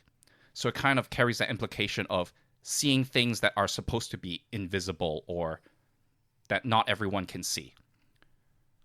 The Miruko-chan is a slice of life horror. Now, when I say slice of life and horror together in the same sentence, usually they don't come together in the same sentence at all. But in this case, it does, and actually it does very well. The first episode builds up a lot of tension towards the premise of the anime. I'm kind of hesitant to talk about the premise of the anime. What do you think, Will? Do you think like that's quote-unquote spoilery? No. I mean, if it's in the synopsis or if it's just like literally the first episode, then basically I don't see how it's spoiler at all. Basically, she can see like ghosts and demons, but like they're horrific. They're really like horrific looking. And there is this thing where she tries her best to, despite seeing these things, try her best to like ignore them or have like the best poker. She has the best poker face ever. Like if she plays poker, she's like a goddess. And it talks about her daily life, literally, and each section of her daily life being plagued by being able to see all these horrific things. And episode 1 was a very good build-up because you actually don't see what she sees for like 3/4 of the first episode. And it's done very, very well because it wasn't in the manga. And the animation is really solid. The water effects and horror elements are directed very well. But here's the thing. For some reason, which is absent in the manga but is heavily prominent in the anime, they decided to incorporate a lot of fan service. And by that I mean, for example, there is a locker room scene that involves girls changing and then they kind of like talk about ghosts and stuff or whatever. I mean, I can see exactly why they have that in Miruko-chan. But in the manga, I double checked. I went back to the manga because I know they adapted it. They kind of not, there's like no, they do take place in the locker room, but there's like none of the lewdness. Or, for example, they do this thing where Miko-chan like drops something on the ground and it's underneath the desk and she kind of has to reach underneath. The camera angle kind of shows it in a very provocative way. And it's kind of like, why? Well, it's also because it's Passione. Yeah. I mean, Passione, like 3 of the more recent things they've done before Miruko-chan, 2 of them are very, very classic ecchis, one of which is Interspecies Reviewer, and the other one is the newer versions, like the newer adaptations of High School DxD. Right. They also did do like the newer seasons of Higurashi When They Cry, but I don't remember there being much ecchi in those. I haven't watched a lot of the new stuff recently. But I mean, when your claim to fame is DxD and Interspecies, I'm not surprised that they have ecchi scenes. I'm not surprised. Not ecchi, fan service scenes. Yeah, I'm not surprised, but it's also just a bit off-putting, I guess. I mean, some people, it's supposed to be a horror comedy slice of life. Then you start adding ecchi elements. It's kind of like, ugh. But I also have to say, though, the opening is done very well because it is the most deceiving song ever. It's very poppy, very energetic. And the opening title sequence is, if you watch it, you'll understand. There's like this dark tone, even though it's extremely colorful and extremely poppy and energetic. You can tell by the way that it is, the title sequence is. It's like, dude, this is not, something is not right about this. And when you watch Miruko-chan, you'll know why. In summary, I think that this is the perfect anime to show up now for Halloween. I think it's obviously done on purpose. So it still manages to contain a lot of references and dark undertones. You know, for the horror anime genre, you don't get a lot. I think this is a very, very respectable entry in that. And the fact that it can combine slice of life aspects very well. I really like the manga, and I think I really like the anime as well. I think it is 8 out of 10 material, and Miko-chan should play poker because she has the best poker face ever. All right. Well, then, on to another series that you've been watching as well. Yeah, but you've been watching this as well. No, I mean, I feel like you're probably going to be leading more onto it, so do you want to bring Why? up... I haven't watched this one. Really? Oh, never mind. This is one after. Okay, I definitely watched this one. Yes. Okay. I like it. I like it a lot. I've heard your thoughts about it too, but we'll talk about that when we discuss the show. So carrying over from one of the one of the highest rated shows this year, which is Mushoku Tensei: Jobless Reincarnation, season 2 dropped. And so, of course, you know, since both Jason and I have watched season 1, of course, we had to watch season 2. 2 episodes are out so far, and I like that they picked up from where they left off, just because it's just more Jobless. It's a fucking good show. It's done by the same people who did season 1. Bind. You can read the English manga adaptation by Seven Seas Entertainment. It's based on originally a light novel. And I think there are also manga spin-offs and probably light novel spin-offs as well. There is no disconnect between season 1 and season 2. It literally starts off exactly the same. They have the same opening, I think, right? Which I like the opening too. And yeah, it's kind of same shit, different day. But It's good shit. it's good shit. But in episode 1, in the middle, like the middle chunk, there is this character that gets introduced and an event that happens. And to me, it just looks so out of place. Do you know what I'm talking about, Will? Yeah. Do you think it's out of place? No. Okay. All right. I mean, you had the same thing where like you felt like the second half of the first season was kind of out of place and not that great compared to the first half, right? It's just one of those, throw a spanner in the works, change things up, and then they bring back your regular broadcast, what you would really expect of Jobless. But I think it still maintains the same level of just, like action adventure. The whole like, oh, there's still an old fucking like hikikomori that's behind, the image of Rudy as Grey Rat, the main character. There's still a lot of edgy shit in this, so it's more the same. I think it's still great. It carries on from season 1. If you like season 1, you're definitely going to enjoy season 2. And if you don't like season 1, then don't watch season 2 because it's exactly the same stuff. Yeah. It's not going to be for everyone, but it's got really high ratings so far on my anime list, and I think it's just going to continue because it knows what it's doing and it does it really well. Yeah, I really like season 2 though. Like in general, like yeah, what I said, what my criticisms were, I think are valid from my perspective, but there's no denying that it is a good series. And it seems to me that the rest of season 2 would carry on that quality as well. So there you have it. I would probably give it an 8 to an 8.5 out of 10. That's how I feel about it. Yep. Maybe that will change. I probably would continue to watch more of it and give it an 8 or a 9. It's really damn good. Yeah, it's pretty good. The next show that I watched is called My Senpai is Annoying. Why are you calling yourself annoying? Because I am pretty annoying. Senpai. So it is based on the manga of the same name. It is produced by Doga Kobo. And the English manga adaptation, which I have read, is done by Seven Seas Entertainment. I think Volume 5 came out recently, which I have.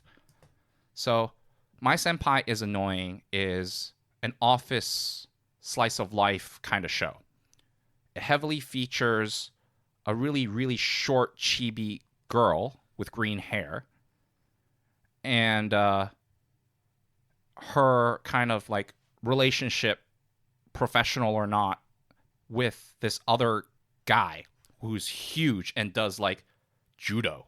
So there is this like very big height difference and build difference. And it's just about slice of life, office life. I think the setting of an office life is rather uncommon in general. You don't get a lot of that. I think Watakoi was the most recent one that is kind of in the same vein. It's very wholesome, very comfy. And I thought that originally, because the manga is a 4-coma panel manga, so I was surprised in a way that they adapted it so well, because literally an event or a chapter is 1 page or 2 pages. So the fact that they can do it seamlessly was pretty commendable. I wonder how much of the manga would be adapted, but we'll wait and see. I also think that the use of colors is rather interesting, because in the manga, what they did was each of the main characters has kind of like a color, and everything that revolves around them have that color. So, for example, the main female character, who's like super short and petite, she has green hair, and a lot of the things that she has is green. The big burly judo guy is purple. Then there is this chilled kind of whatever guy, who actually is rather interesting later on. He is blue. And then there is the friend of the green-haired girl, who is pink. Sakura, obviously, is her name. So, yeah, I think all the VAs are pretty good. The first episode is a very good introduction, and it's very wholesome and chill, slice of life, office stuff. I would probably give it a 7.5 or 8 out of 10. And if you're into slice of life, you should definitely check this out, because of all the shows, I think this one is the most wholesome / slice of life / comfy. Yeah. All right, well. Right, now it's my turn. Cool. So, one of the shows that I think Jason also was interested into, but not as much as me, It's done. The manga itself is done by probably one of the more famous mangakas, Oba, who is known to have done Death Note. If you haven't watched or read Wait, it, what is Death Note? yeah, I'm just gonna ignore that because Wait, what is Bakuman? What is hasn't heard- Bakuman? Yeah, that was the other one too. Oh wait, I didn't. Oh, you didn't say it yet. Shit. Ha, ha, ha. Yeah, so Bakuman and Death Note, both of them really, really good. One definitely better than the other, but I appreciated Bakuman for what it is. Now, from the mangaka, this is the third series, I believe, the third series that got serialized, and it definitely has some popularity, but definitely not nearly as much popularity as the previous two. Wait a second. Didn't Hikaru no Go also get serialized and also no, it's not serialized, adapted? Was that Oba as well? Yeah, I guess it was then. Okay. it's about YKMA, like a Go, Go, the board game. I don't know, but yeah. Well, continue. I'll check right now. So you're half right, but also half wrong because I see. The it's story. not Oba. It's illustrated by Obata, but Okay. not written by Oba. Okay. So he's trying to be smart, but no dice. Anyways, I mean, it does look exactly the same, though. I mean, it's the same guy, right? Yes. Yeah. So back onto the main discussion here. So I'm talking about Platinum End. Now, Platinum End, it didn't receive as much fanfare. I think that the manga actually finished up fairly recently, too. It didn't last as long as the other two main series because those two are super popular, sold really, really well. I think Platinum End did okay. It was kind of mediocre compared to the other two. But, I thought, hey, why not? Dude, it's Oba and Obata. It's got to be interesting, right? There must be something in it that allowed for people to pick it up in the first place. So the anime is done by Sentinel MD, but I also found that in terms of the production team, that Studio Puro was also involved in it. Yo. Yeah, but so the thing is, Platinum End is actually pretty good. I quite liked Platinum End, but the thing is, the plot itself it's very generic. Right. So Platinum End is about a main character. His name is Mirai Kakehashi, who essentially is left in the care of abusive parents. The parents are his uncle and aunt after his family experienced a tragic end. The opening scene is quite grim. It's actually a very grim episode because he has been left with no enjoyment whatsoever. He does not find anything in life. And for him, literally, it's just him meeting his end on the pursuit of happiness and realizing that nothing will make him happy. And so he decides that he wants to end his life. However, as he tries to, he is rescued by an angel who then comes and says, hey, actually, you know what? Maybe you don't need to die. You wanted to look for happiness, right? Well, I'm going to give you powers that allow for you to find happiness. I'm going to be able to imbue you with the ability to fly around and seek new challenges. So travel is no longer an issue for you. You're going to be able to build up new relationships and make new friends because I'm also going to give you powers to be able to entice people to like you. And so this is where you start seeing kind of similar aspects from other properties, in the sense that it's kind of Death Note-ish because with the power to be able to control people, it's essentially a Death Note power. You can basically order people to do certain things and ultimately off themselves. And at the same time, the angel then tells them, oh, by the way, you were given these powers because at the end of this cycle, we're going to be announcing a new god. And not only are you imbued with these angelic powers, but 12 other people are also going to be challenging for the title of god in this world. Now, if it sounds very, very similar to another property that we've talked about before, it's because it kind of has the same premise. It's Mirai Nikki, or Future Diary. And it was also kind of pretty apt, too, that the main character in Platinum End is also named Mirai. Yeah, it's basically Death Note and Mirai Nikki put together. Now, does it work? It actually does. It does work pretty well. And for Signal MD being a decent studio, they did good work. It does look really pretty, and it does evoke more kind of like discussion about what it really means to be happy, what it really means to be good and evil. Because even though there are angels in this show, the angels themselves don't actually do anything quote unquote angelic. Like the things they do aren't necessarily going to get you into heaven, because the angel herself, who's imbued into Mirai, says, hey, you know what? You can use your powers to convince people to give you money. You could fly over and you can rob someone's bank account and that'd be fine. It's like, but then the guy's like, wait, like, but none of these things will bring me happiness. It's like, yeah, but you get money. People will listen to you. And so then, like, it's kind of like, even though there's a lot of like angelic imagery, it's got nothing to do with, I guess, just morality in general. Like, or purity, right? yeah, you're not like, angels aren't going to be sort of like the the gateway for you to becoming to ascending heaven or hell. In fact, a lot of the things that the angel was suggesting is actually on the opposite end of good morality, in that you're robbing someone. Maybe he's testing the main character. Who knows? Who knows? But at the end of the day, it's like by God, they're not just saying like God as in the religious sense, but God as in literally the extension of power, being like the overall ruler of this world that they live in. I think so far, like, everything looks really well done. The music is good, but because of the fact that it's a plot that most people have already seen before, it may feel like it's just kind of, same shit but different day. So, a couple of things about the manga. The manga, as Will mentioned, has ended. There's 14 volumes and 58 chapters. This is also a rare case where the manga ranked 7883 with a score of 6.99 is lower than the anime, which currently has a score of 7.60. So pretty big difference.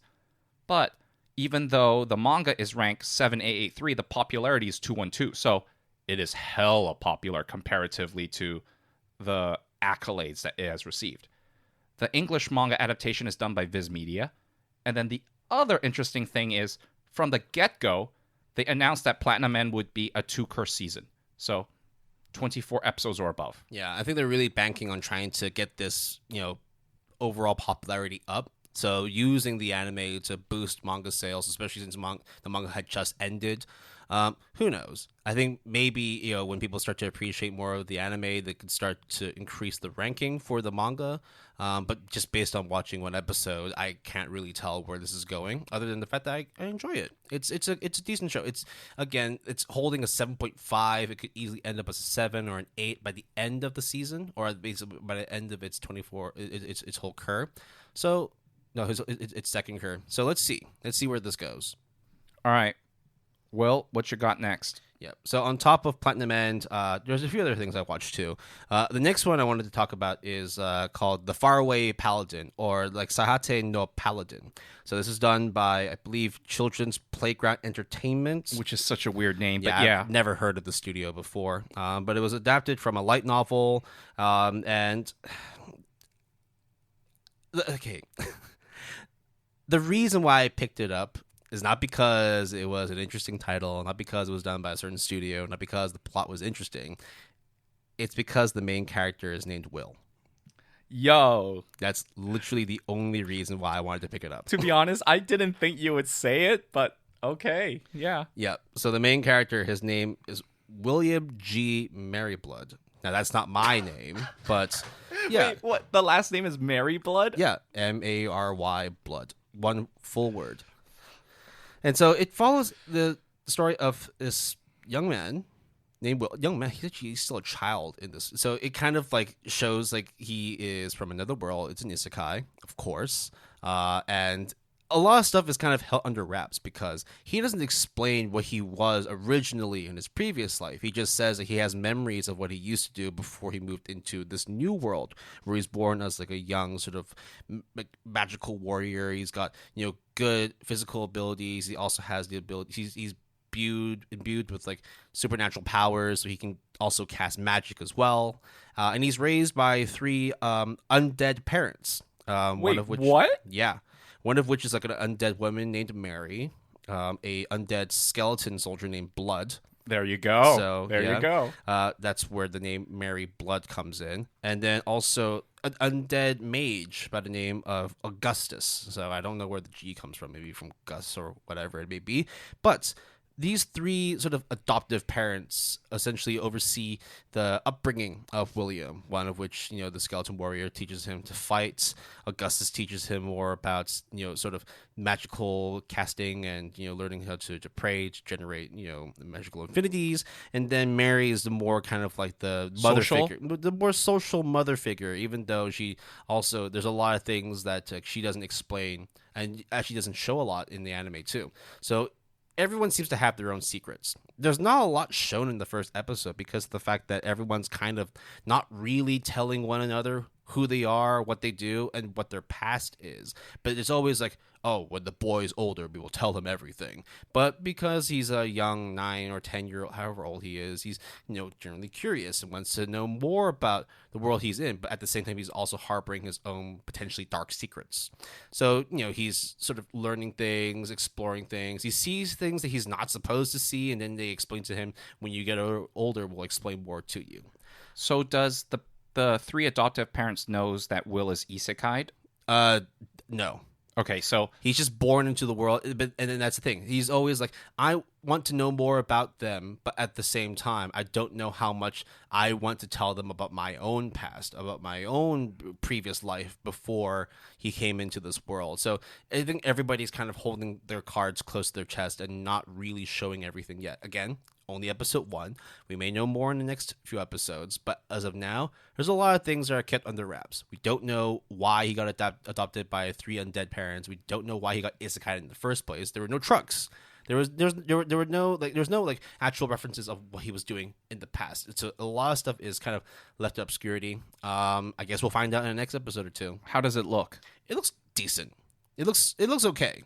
Again, I don't really have much reference for like the previous works of children's playground entertainment, other than the fact that they did some assistant work on Citrus. They've done a few other shows I've never heard of before. So this is actually one of their more highly rated shows, at least on my anime list. It's actually at the moment holding a good score of 7.57. That's oh my god! good. Other than Citrus, I do not recognize any of these shows. Yeah, and a lot of these, it's like, I mean, they a lot of them are kind of just like assistant works, like for example, like Infinity Force, that was a Tatsunoko production.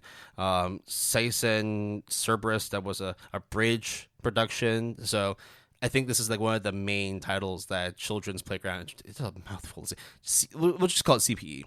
So CPE also has another show airing this season called The Fruit of Evolution. Before I knew it, my life had it made. Could you guess if it's an isekai or not? The question, answer, it is an isekai. So you're talking about Shinkai no Mi, right? Yep. Yeah, I mean, like the opening synopsis is someone is an ugly, revolting, dirty, smelly fat ass. Yep. Interesting. So it has a 6.64, which is not very good at all. It's like barely decent, barely watchable, according to, at least from our like score perspective. Like if you give me that number and said that this show has that score, I'll be like, forget it. So wait and see, right? Yeah, Sayate is good in the sense that it looks well put together. The sound is decent, but there's not a lot for you to infer from. It's really hard to really see what the direction of the show will be. I mean, most of the time, isekais spend a couple of episodes to world build, so right now, like literally, they haven't even started from square one. It's hard to really see where it's going. I don't even know what the main shtick of it is. I have no idea what to expect, but hey, it's definitely an interesting watch. And it stars you, right? Yeah, exactly. I'm the main character in this show. Right. The English light novel adaptation is done by J Novel Club, which does a lot of light novel English adaptations. So if you don't want to watch it and just want to read it instead, go ahead. I mean, the manga, I mean, the light novel actually is decent. I mean, it's actually pretty good. It's got an 8.11 on my anime list.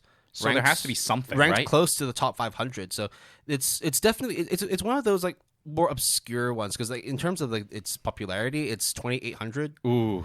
It's got just over 5,000 members on it, so it's definitely one of the more sort of like hidden gems. But then again, it's like I don't know if light novels get as much attention on my anime list because it's mostly featuring a lot of anime and manga. So maybe that's why it doesn't have a lot of people following it. But hey, look, no matter how the popularity is, 8.11 on my anime list, that's really good for a manga, light novel, anything really. So let's see how this develops. Yeah. And the anime score of 6.1 what 7? 6.67? No, 7.67. 7.67. Sorry. 7.57. Sorry. Yeah. 7.57 is decent. Yeah. It's definitely decent. And I think that it will probably stick around there, maybe a 6.7, 7.6, 7.7. I don't see it overall being an 8, but hey, we'll see how the rest of the story unfolds. Now, this next show that you have watched, I actually heard a lot of buzz about it. That show is called Sakugan. Yep, Sakugan, which was done by Satellite Studios, and I think it's an original. I think, or I don't at least know if it's got like a light novel adaptation for it, but I'm not quite sure why there's a lot of buzz around it on Reddit. It says it's based on a novel. Okay, so maybe not light novel, just novel in general. Yes. But the show is, I don't really know where the buzz comes from. It definitely looks pretty. So it follows a girl that lives in the distant future, in a colony in an area called the Labyrinth, which has several colonies, and some of them are kind of like sort of extreme settings. One is rich with like minerals, looks like gold and silver and diamonds and all that. One of them is like a world which is extremely hot. So it follows the life of a girl named, her name is Memempu. Okay. And her dad is called Gagumber.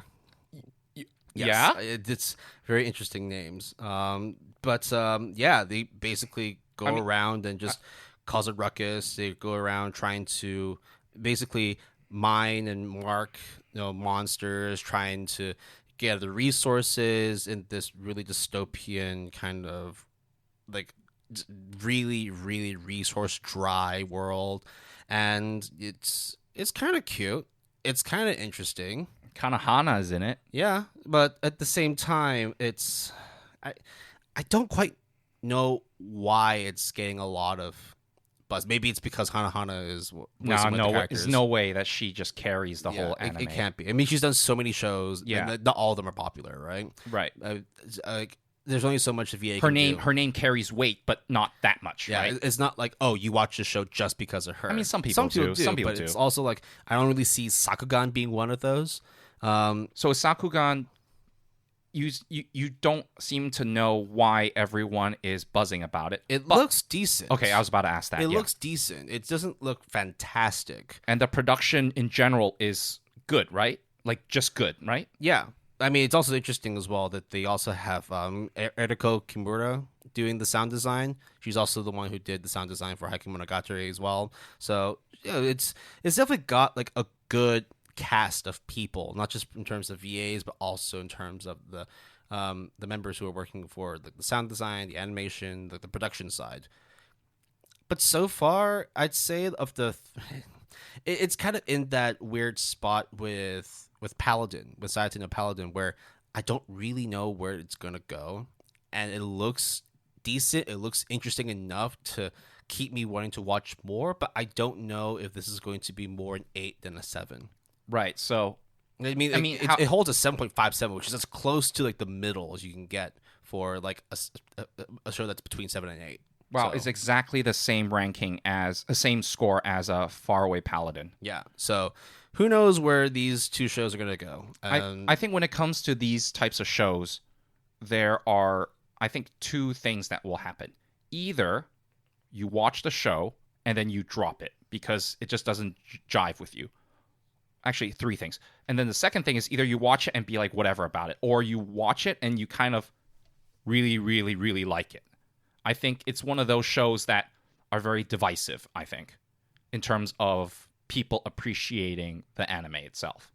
But it's not a bad anime, right? Well, it's just not, there's no like wow factor, nothing to be like, oh, this is its hook, its attraction. It's just more like, it might just be a case of it's too early to tell, but at least I still have to give it like, initial observation and give of course. And so like from the three I just mentioned, right? So Hatse no Paladin, Sakugan, and Platinum End. Even though all three of them are very similarly scored, even Platinum End is only a 7.60, so it's only like 0.03 above the other two.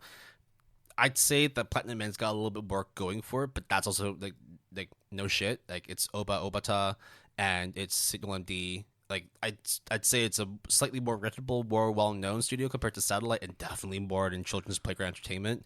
But you definitely need to watch more to really make a decision of, is this going to be a drop? Is this going to be a hit? Or in general, is this going to be something you will actually finish and then maybe give a score at the end? So on Mal, when I see a show is 7.4 to 7.6, that region, that is kind of the weird gray zone to me of purgatory. Like, kind of, some people like it, some people don't, that kind of thing. It can literally go both ways. Yeah. But I think also another possibility is you can binge the anime after it's done, and maybe then you will then really know sort of how good or how bad it is. Yeah. Well, the next show we want to talk about, this one I'm not going to be binging because I'm going to be watching it every week whenever it comes out because it looks fucking fantastic. We are talking about the number 3 spot on week 1 of the Reddit Karma ranking, Tact Op Destiny. Will and I both have watched it. Have you watched the second episode? Yes. Okay. I can see why you like it more than the first episode. Yep. It's an anime original and is produced by none other than the M-Boys, the Mappa, and Madhouse. So you have the younger brother and the older brother. I mean, like, we've seen the production quality from Madhouse and by Mappa. It definitely looks like a Madhouse Mappa property. Are we going to attempt to explain the general premise of the show? Okay. So, Tact OP Destinies. Now, OP is short for Opus. Like magnum opus. Yeah. So it's like a piece, right? It's just basically like a piece of music. And it's set in a world, a very, very, very dystopian future where music's not necessarily played around that often, and there's monsters everywhere. Called D2. Yep. The main character, his name is Tact.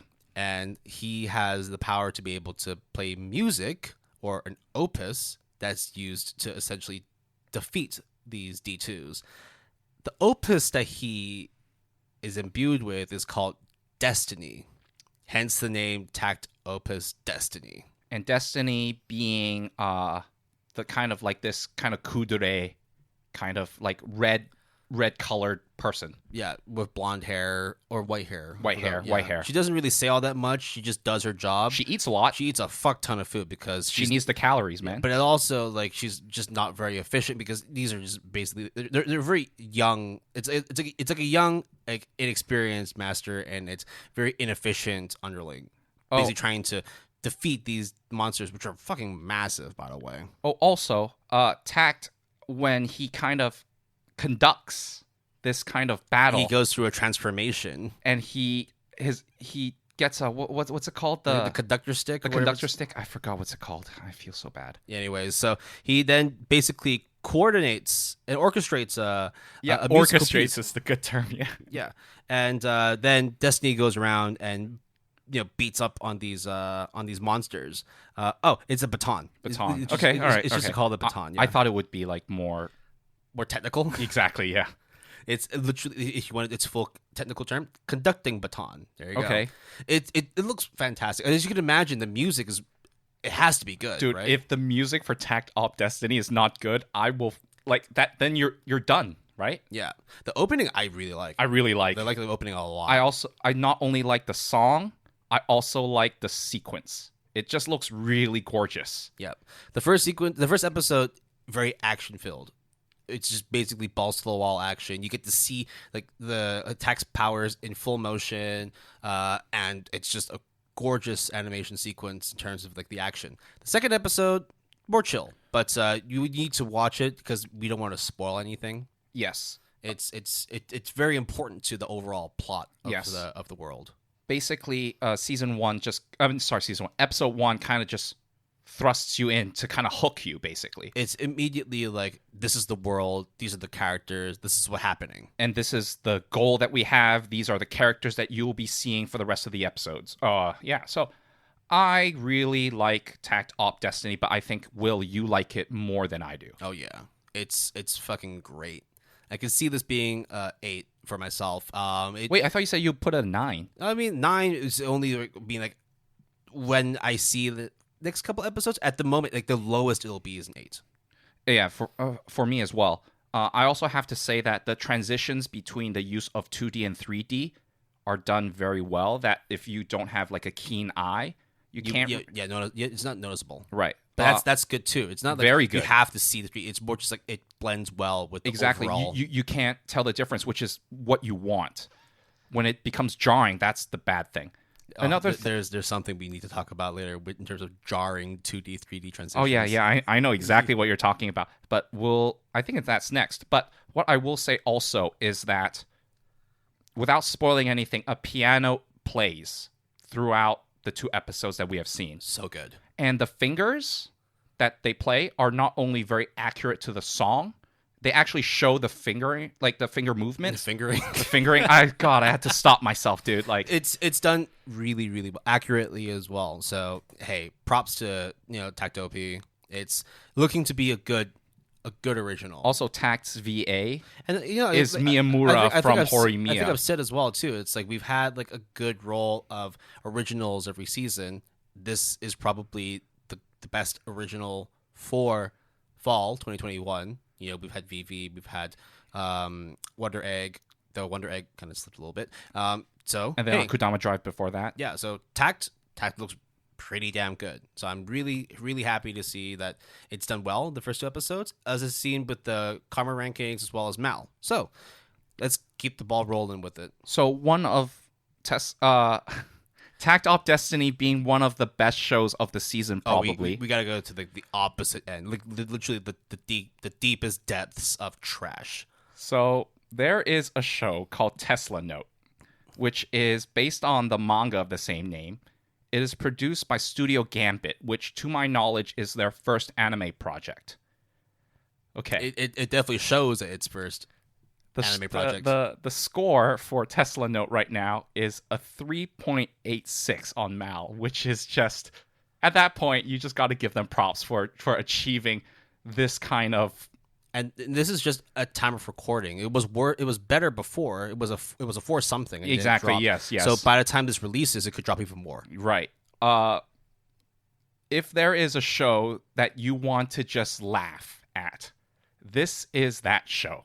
Actually, there's 2 shows that you should watch and laugh at. This is one for like one specific reason. This is one because of how bad it is. A lot of people say that Tesla Note is basically X-Arm Season 2, and I cannot agree more. And we want to try and like describe it more beyond it looking and feeling just like X-Arm, but it's hard to because it looks so shitty. It's, oh my god, the 3D is exactly the same in terms of how bad it is. And the 2D, 3D, like they come and go at weird moments. They have that 3D mouth movement, which is basically there is no mouth movement other than up and down. There was one fight sequence that actually looked kind of decent. I do know what you're talking about. That was okay. It stars a guy who looks like he came out of Shinjuku, right? Yeah. But he is a secret agent. And then there's also a young purple-haired schoolgirl who just so happens to be a ninja and has trained many, many years for the secret mission that is thrusted upon her. But she never knew what it was until now. Literally, that's what happens. And then the girl's father is like, yo, this is a secret mission. And she's like, oh, finally. And I'm just like, bro, like, what is this? I will say this, though. The opening sequence actually looked really interesting. Oh, when like literally like the first couple of minutes, like when, like, not spoilers again, but we have to say it, when they're like in this old sort of like Victorian-esque kind of town, and then all of a sudden the train just pops out of the sky, just crushes it. That part actually looked pretty interesting, except for the fact that everybody is white except for one person who's black, and they for some reason made him the only person that was 3D, and it looked really jarring, as if you didn't need to already know there's a black person amongst all these white people. He also is the only 3D person amongst all the 2D people. Oh my! I don't know who came up with that decision, but why? Okay, and then there's a sequence where the ninja girl has to disguise herself, and that sequence is just like, what the fuck? Like, it's so stupid, bro. We don't need to tell you more about the plot, because fuck the plot. Just Dude. watch it for like is burning trash fire. Dude, it is so bad. It is so quote unquote good, dude. It's X arm like it's you watch it because of how terrible it is, but you could still find a good laugh out of it. You see, this is the problem. I think Tesla Note is better than X Arm. I know that's not The saying score tells it. It's right. a whole point higher. Yeah, I know that's not saying a lot at all, but the fact that it is more competent makes it almost worse because we know you tried harder, but like damn, like you did not try hard enough. Or for example, like with X Arm, you and I can just easily drop it. With Tesla Note, I kind of still want to drop it a lot, but like a little bit less. I kind of want to see how bad it gets. With X Arm, you and I were just like, fuck it. Right? So Tesla Note, dumpster fire of the season. Scores indicate we watched the 2 episodes. We think it's pretty trash. You see for yourself. Yeah. We have just a couple more to go over. 2 more actually. Literally 2 more and then final thoughts on the season premiere. Right. The last show that I will talk about that I watched solo is Tsuki to Laika to Nosferatu. Or just Laika. Laika, right. Which the literal translation title is Moon Laika and the Blood-Sucking Princess, also known as Irina the Vampire Cosmonaut. That's a lot. A vampire and a cosmonaut. So it's based on the light novel of the same name and produced by Arvel Animations. I've heard of the studio, but I yes. can't really put down what they've done. I forgot what they've done either, but I've heard them before. Okay. So this show takes place, it's rather historically accurate minus certain things. It's about the space race in the Cold War between the equivalent of the USSR and the equivalent of USA/UK, because they kind of mention both, but it's kind of weird. In this case, they call it the UZSR and RHAC as like the Western power. So it is set almost exactly in that Cold War era with technology from that time. And it's a space race. They even mentioned the dog that went to space, which is Laika, I think. And then they talk about trying to get to space with a man on the moon first. Now, in this UZSR country, they decided to have a vampire as their cosmonaut to train her so then she can be the test subject for the moon, like to land on the moon. And if that was successful, they'll actually send people. And then it talks about the handler that is assigned to this girl who is a vampire. And it's about the vampire girl really hates humans. And the guy is kind of just like, whatever. I don't know why I'm being tasked with taking care of this person. I didn't know that vampires exist. What the fuck? And they talk about going through space training and everything. I have to say, though, to my knowledge, minus the fantastical elements of vampires, it is very historically accurate. They also talk a lot about expositions and character introductions in the first episode.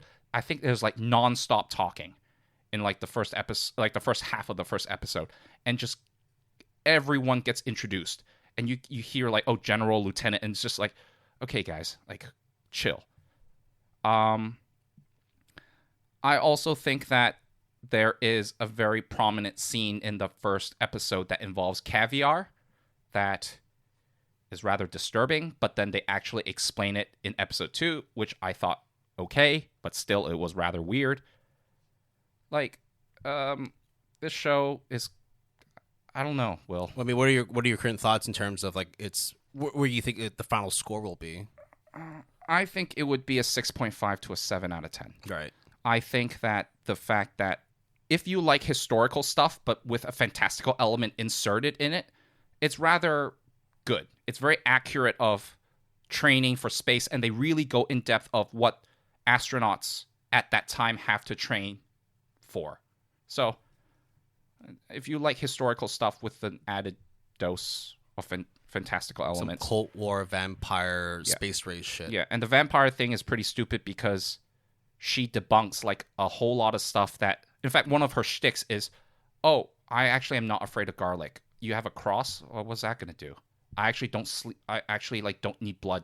I can eat normal food. So why bother making? So her a why bother vampire? making a vampire? I don't know, dude. Okay. And they treat her like an object, so it's like an object or like a person. You know what I mean? So yeah, there you go. Okay. We're ending the premiere episode on possibly one of the best. one of the most entertaining entries of this season. It is hella entertaining. Now, we've talked before about a music anime called Hypnosis Mike, about pretty boys rapping, doing rap battles. This time, ladies and gentlemen, we have something just as good, if not better. It's called Visual Prison, produced by A1 Pictures, which is the same people that did Hypnosis Mike. And A1 does good work. They make things look very, very pretty. I mean, they also do Kaguya-sama too. So they do a lot of shows, and they all look very, very competent. Anohana, yeah. Yes, exactly. It's an anime original, and Visual Prison is about vampire boy bands. Fucking great. You told me about this before, and I was like, I need to see this for myself. But the first 5 minutes is incredible. Yes, it is, right? The first. Should we just spoil it? Introducing your pretty boys for this anime season. Oh shit! I forgot to take the lyrics out. I've got one. Okay, I've got okay. one. Thank God. But yeah, literally, like if anybody's ever played any of those Otome games or any of those like dating sim games, it plays out like that for the first 5 minutes, where you just see the cast of pretty boys that you expect to see throughout this with season. their names, and then they have like a one-liner, and a pose and all that. And then they when they form like the four members, then they all of a sudden like have like a group picture, and then there's like this really edgy kind of like, this is our name, and it's just like, bro. Now we talk about the pretty boys, but this is still first and foremost a music anime. So let's talk about the music. Music is so bad, dude. So the actual underlying music with like the guitars, the drums, and all that, it's actually well produced, very well produced. I have to say so. Like, but the lyrics is so cringeworthy. If you wanted a crash course on English, this is it. So English being Japanese English, which is usually badly worded and mistranslated. And this is not just Japanese English. You see it with like just Chinese and so on and so Korean, forth. all that. You have like Chinglish, you have Konglish, and then you have English with Japan. Just okay. The lyrics. I feel bad I didn't take the lyrics down. One of them is, I think it's like the third song in the episode, where they sing a bunch of Japanese lyrics, very emo-esque, because of course, it's like they're teen vampires. Of course, they're going to be emo. But two lines I remember very, very vividly is, "We'll break fake world, we'll just real world." I don't understand what those two lines mean. Oh, I'm watching it right now. Okay, but holy crap! Here are the lyrics as I am watching the first episode.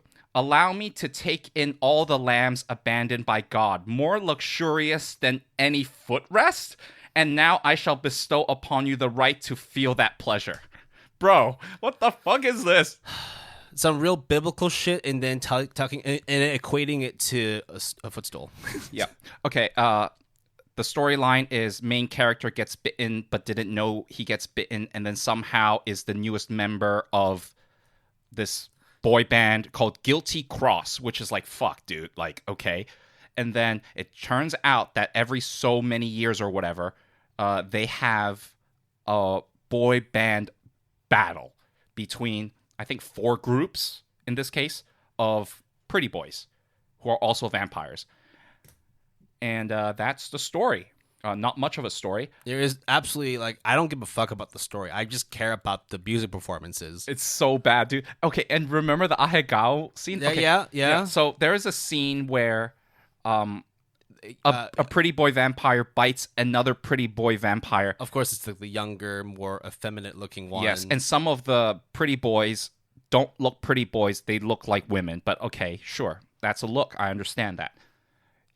The guy bites the other guy, and the expression on the other guy can only be explained as ahegao. Do we want to explain what We ahegao do is? not want to explain what that is. You can Google it. You can Google it. Ahegao. There you go. But use safe search, please. Yeah. In addition, they do the Attack on Titan thing of biting their wrists. And transforming. Also, they have mics, just like Hypnosis mic, except their mics are swords, and it just so happens that the hilt of the sword is their microphone. You might think that this is all lies. You might think that we are spoiling everything for you. I'm telling you right now, you have to watch it. It's a sight to behold because we are not doing it justice. Look, I told Will all of this, and even he got a crazy kick out of it, right? If you like vampire pretty boys singing really cringy songs, hey, like this might be it for you. Or if you just want to experience just some real cringe shit and get a good laugh out of it, this is also it too. Dude, I laughed so hard. I haven't laughed that hard in a while. More like it's a little bit better than Hypnosis Mic in that sense, because at least with Hypnosis Mic, when you watch it, you're like, what the fuck are they doing? This is it's really so weird. corny, right? But then this is just fucking like lyrical genius. It's almost like Hypnosis Mic was made so then they can learn, and then Visual Prison is done because of Hypnosis Mic. As in like, oh, that was like version 1. This is version 2. Well, there you go. That basically, that wraps up like the premieres that we've watched. Now there are going to be some that we didn't go over. Like, say for example, 86 is doing really, really well, but neither Jason nor I have finished the first season. I'm about halfway through, but without finishing it, we can't really talk about season 2. Right. But so far, like in terms of the Karma rankings and Mal rankings, doing very well. Another show that Will and I, or at least I want to watch, is called Can I Make Your Ears Happy in 180 Seconds? The ASMR anime. It's an anime show about ASMR. And it premieres after recording, so we couldn't watch it, obviously. Yep. I wanted to watch King's Ranking or Osama Ranking. Exactly. It premieres on October 15th, which is the same time as the ASMR anime. There's Way of the House Husband that premiered actually before recording, but we thought it's the same thing, so you should not expect anything different. It's still gonna be funny house gag shit. So now, Worlds End Harem we talked about. It should be in January now, but the last thing I want to talk about is supposedly my most anticipated anime of this season, which is Komi Can't Communicate. Unfortunately, it's in Netflix jail, and what that means is October 21st it will premiere on Netflix worldwide, but I think either the first episode premiered in Japan or something like that, or pre-screening or whatever. But for almost 99% of us, we'll watch it on the 21st, so I'll report in. So there you have it. There's a lot of good stuff to watch this season. Some stuff that, are good because they're actually really fucking great, and some that are good because you just need a good laugh. You just need to watch something that literally baffles your brain and like is just like cringeworthy. Look, dude, look no further than Tesla Note and fucking Visual Prison. Visual Prison is so... I actually would recommend watching Visual Prison over Tesla Note. Oh, 100%. But because Tesla Note is also like, if you really want to see some real dumpster fire shit, hey, yeah, Tesla Note is your shtick right there. Right. All right. That is the end of this episode. You can always reach us through our email, gapalette@gmail.com. That's GAPALETTE@gmail.com, all lowercase, all one word. You can also contact us on Twitter using the handle @PaletteGood. That's capital P and capital G, all one word. We have a Facebook page at www.facebook.com/PaletteGood. That's capital P, capital G, all one word. We also have a website, and we encourage you to check it out. You can visit our website at www.goodanimepalette.com, all lowercase, all one word. You can join us on Discord. We also have a Mal Club. Please join. We would like to hang out with you guys and just talk about anime and manga. Music and credits for this episode. Our intro music is Glitterati by Fox Morrow. Our break music is Up and Down by Toby Tranter. And our outro music is Sunset Dew by Lupus Nocte. Our music was provided courtesy of EpidemicSound.com. If you're interested in using Epidemic Sound as a service, we will have a referral link that's provided in the show description. William. The faraway paladin William. Absolutely. Blood Mary. Yes. William G. Blood Mary. Oh, no, Mary Blood. Mary Blood. Mary Blood. Through the adoptive parents of a dead undead warrior and undead mage or whatever. So I mean, there's still plenty of shows that we haven't watched or haven't mentioned, but I think we gave you guys a very good rundown of what shows we're interested in and what shows you shouldn't be interested in. So You let us know. Let us know what you think. Based on the initial impressions so far, it's a good season. Yeah. There's definitely stuff that you can be entertained with over the course of the next couple of months. I think it is a normal season, is how I would say. Yeah. I don't think it is. There's nothing like super stellar, right? Like you would already expect 86 and Jobless Reincarnation to do well, but there are shows like for me, like Platinum End and Up Destiny, very good stuff. Yeah.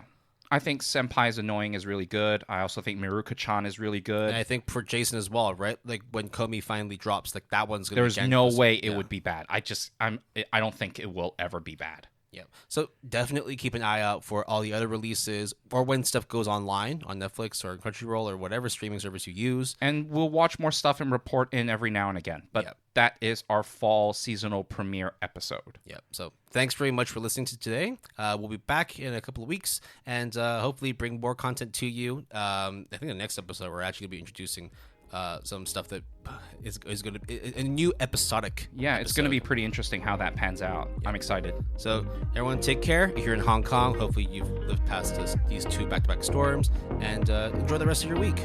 Peace.